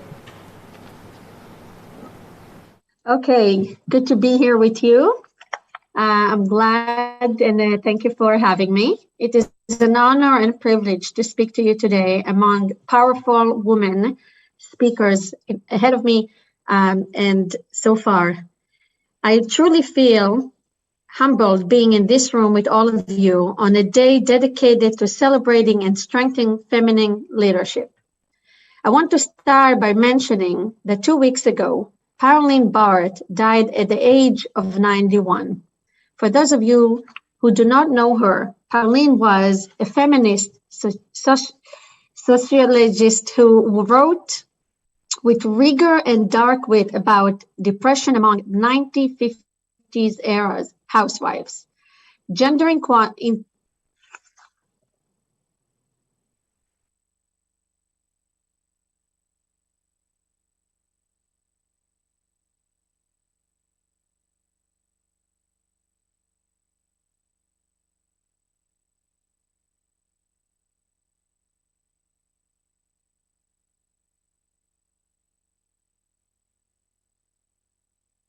Shira, we can hear you.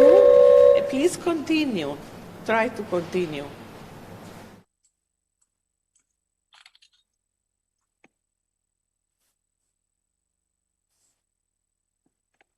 Yes, Shira, please unmute because we see that you speak, but we cannot hear you because you are on mute.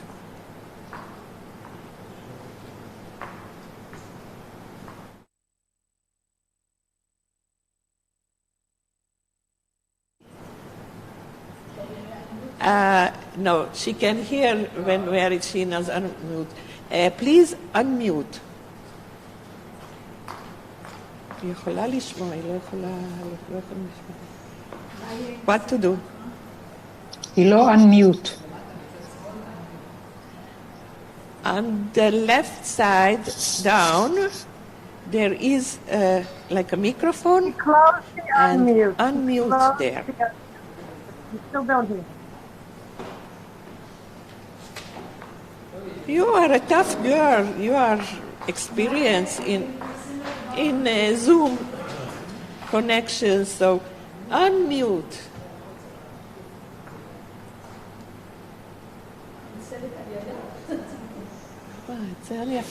I can hear you. I'm sorry, but it was not on my end. So I couldn't control the screen. Okay, so I'll start again, and I hope it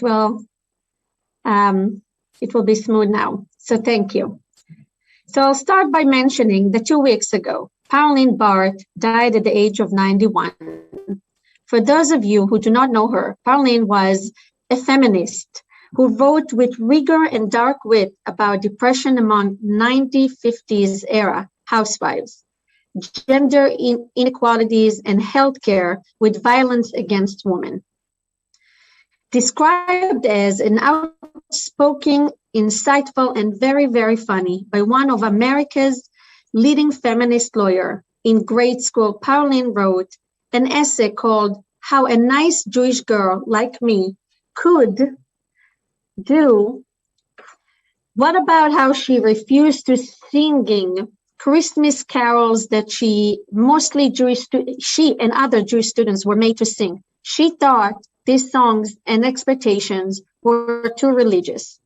The circumstances for women of her, like her own life, namely that she was a divorced mother of 2 young children who sought all the while to earn advanced degrees and find work, found her interviewing women who had been hospitalized with depression. It was the 1950s, and these housewives had become empty nesters. Their children had grown up and left home, and this woman felt they no longer had any purpose in life. And because they were out of work without any job skills or workplace experience, their self-esteem seemed simply plumbed. Dr. Barth called her study, which he started a research, Courtney's mother's complaint. She was a compassionate woman, at that time even hilarious, analysis of her own interviews with mostly Jewish women, so-called super moms who were the butt of jokes and suffered terribly when deprived of their primarily roles. There is no bar mitzvah for menopause, she wrote. It's very easy to make fun of this woman, to ridiculously their pride and their children and concern for their well-being, but the criticism and criticize the jokes of being made at this woman's expense, calling it no mark of progress. In a research study that we at the Ruderman Family Foundation did, we found that it's not for Jewish women, the feminist revolution of the mid-20th century would have been a very different affair. But that's not all. It was Jewish feminists from abroad who proudly influenced Israeli feminist theory in its first decades. Indeed, one of Israel's foundational myths is that the nation embraced women's equity, but feminists from abroad and Israeli women who were olim at that time from the United States and England really dunked these myths as they brought in a few wave of American-style feminists to Israel. In all my years working to foster greater sense of the Israel and American Jewish communities, it's become all too clear to me that too many Israelis are largely unaware of the history, the challenges, and diversity of American Jews, let alone the contribution to the Israeli society. About a month ago, Sarah Silverman, the famous American Jewish comedian, uploaded a video on Instagram that reached hundreds of thousands of people. What did she say? She was speaking for many progressive American Jews. She called out her girls in the squad. She called them for so much support and seeking to abolish the Iron Dome system that protected the lives of innocent civilians from missiles. What are we trying to say? I shudder when I hear the term anti-Semitism being thrown around for nothing but anti-Semitism as we know it today. Israelis do not always understand that how seriously the situation has changed in recent years, perhaps that it because the majority members of Jewish state, Israeli cannot, by definition, understand what does it mean to be persecuted minority. We know, as an Israeli myself, I can say, what does it mean to live in a majority society? And this difference of understanding anti-Semitism and being a minority, even in the United States, is something we need to work on together. But the Jewish community in the United States, everywhere else in diaspora, knows this feeling, and even more in recent years. At the foundations, we were working hard to change that, to uniform Israelis about the diversity of the American Jewish community, to develop cross-sectoral partnership through research, collaboration, partnership support in local initiatives, production on TV, tours, missions, and many more. And we are together looking at our future.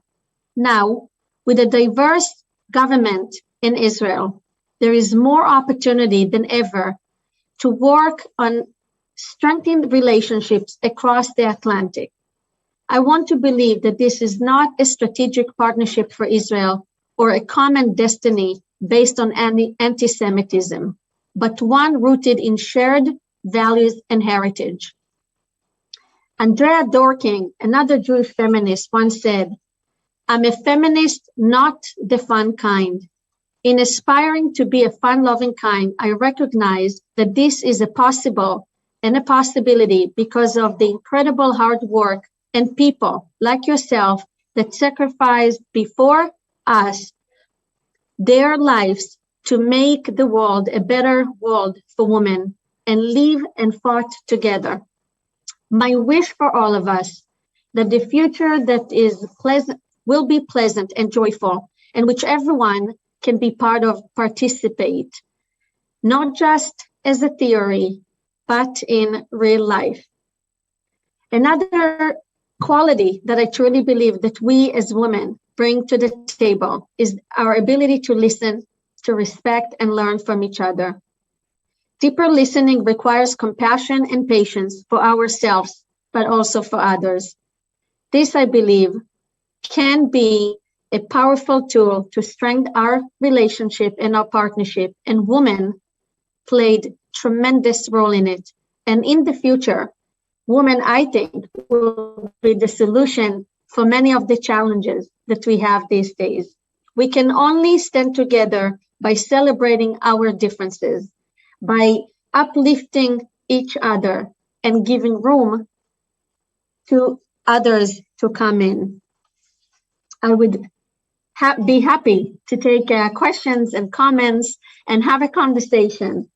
But I'll end by saying that the woman power and our woman abilities to make changes by working together made a difference so far.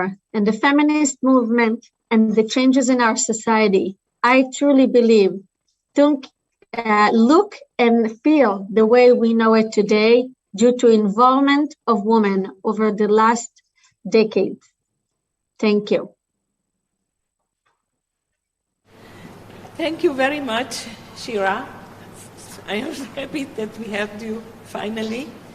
And now I call upon Gila Oshrat, the chair of the Herzog Jerusalem Seminar and vice president of ICJW, for her concluding words. Please, Gila. Careful. Here. Here you go. נתחיל?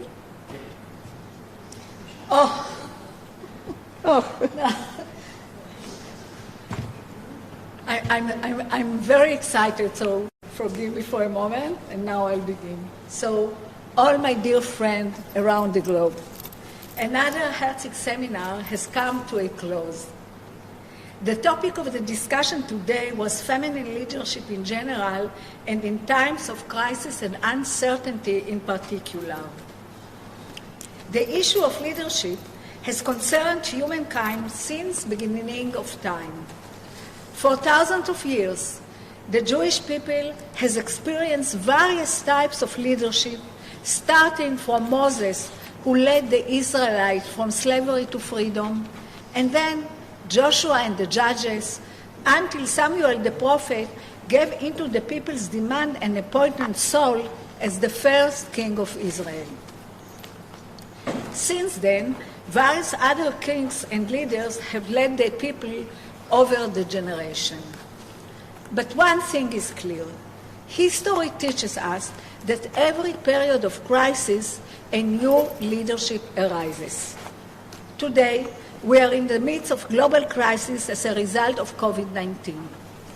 Over the last 2 years, we have seen leaders in countries around the world who dealt with the pandemic in one way or another. During this period, it has been proven that the countries that were led by women dealt best with the pandemic.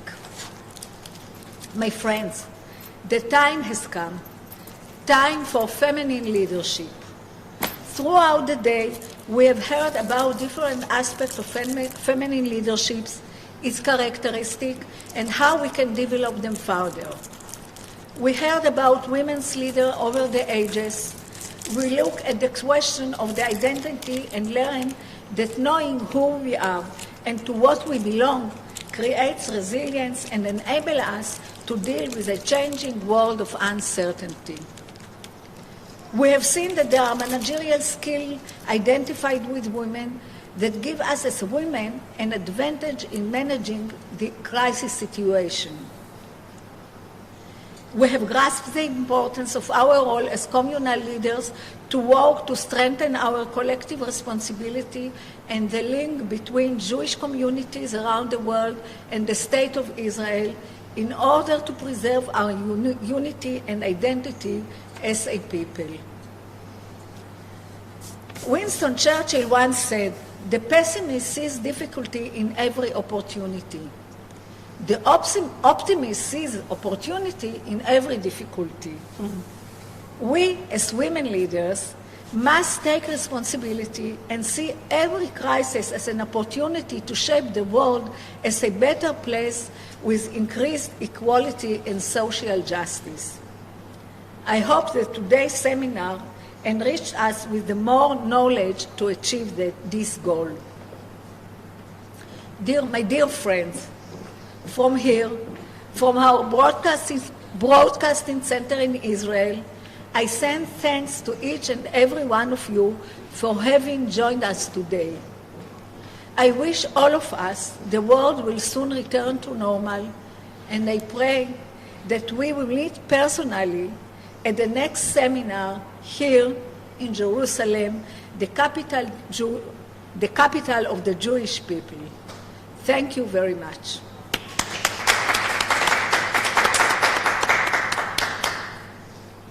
And now I have the honor to call upon the ICJW President, Mrs. Penelope Conway, for concluding and thanks words.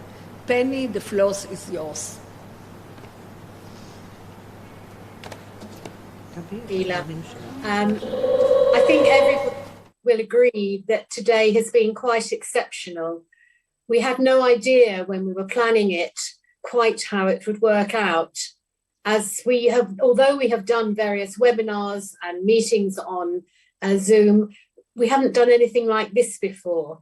And thanks to all of you, it has worked out, I think, exceedingly well. The speakers were terrific.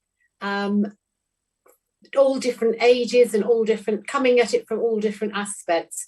And I, for one, have certainly learned a great deal today, which I think I will take with me for the future. I want to thank, in particular, Gila and all the rest of the committee who organised this.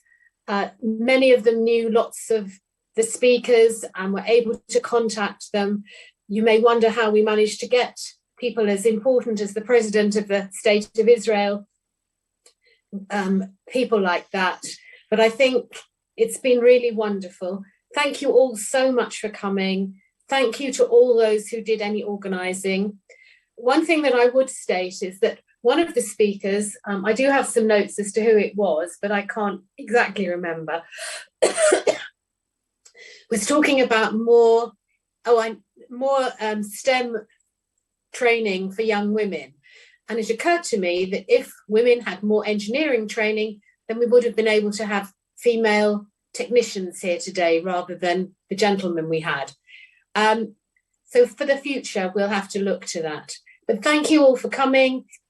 It's a wonderful seminar, wonderful speakers, terrific organisation.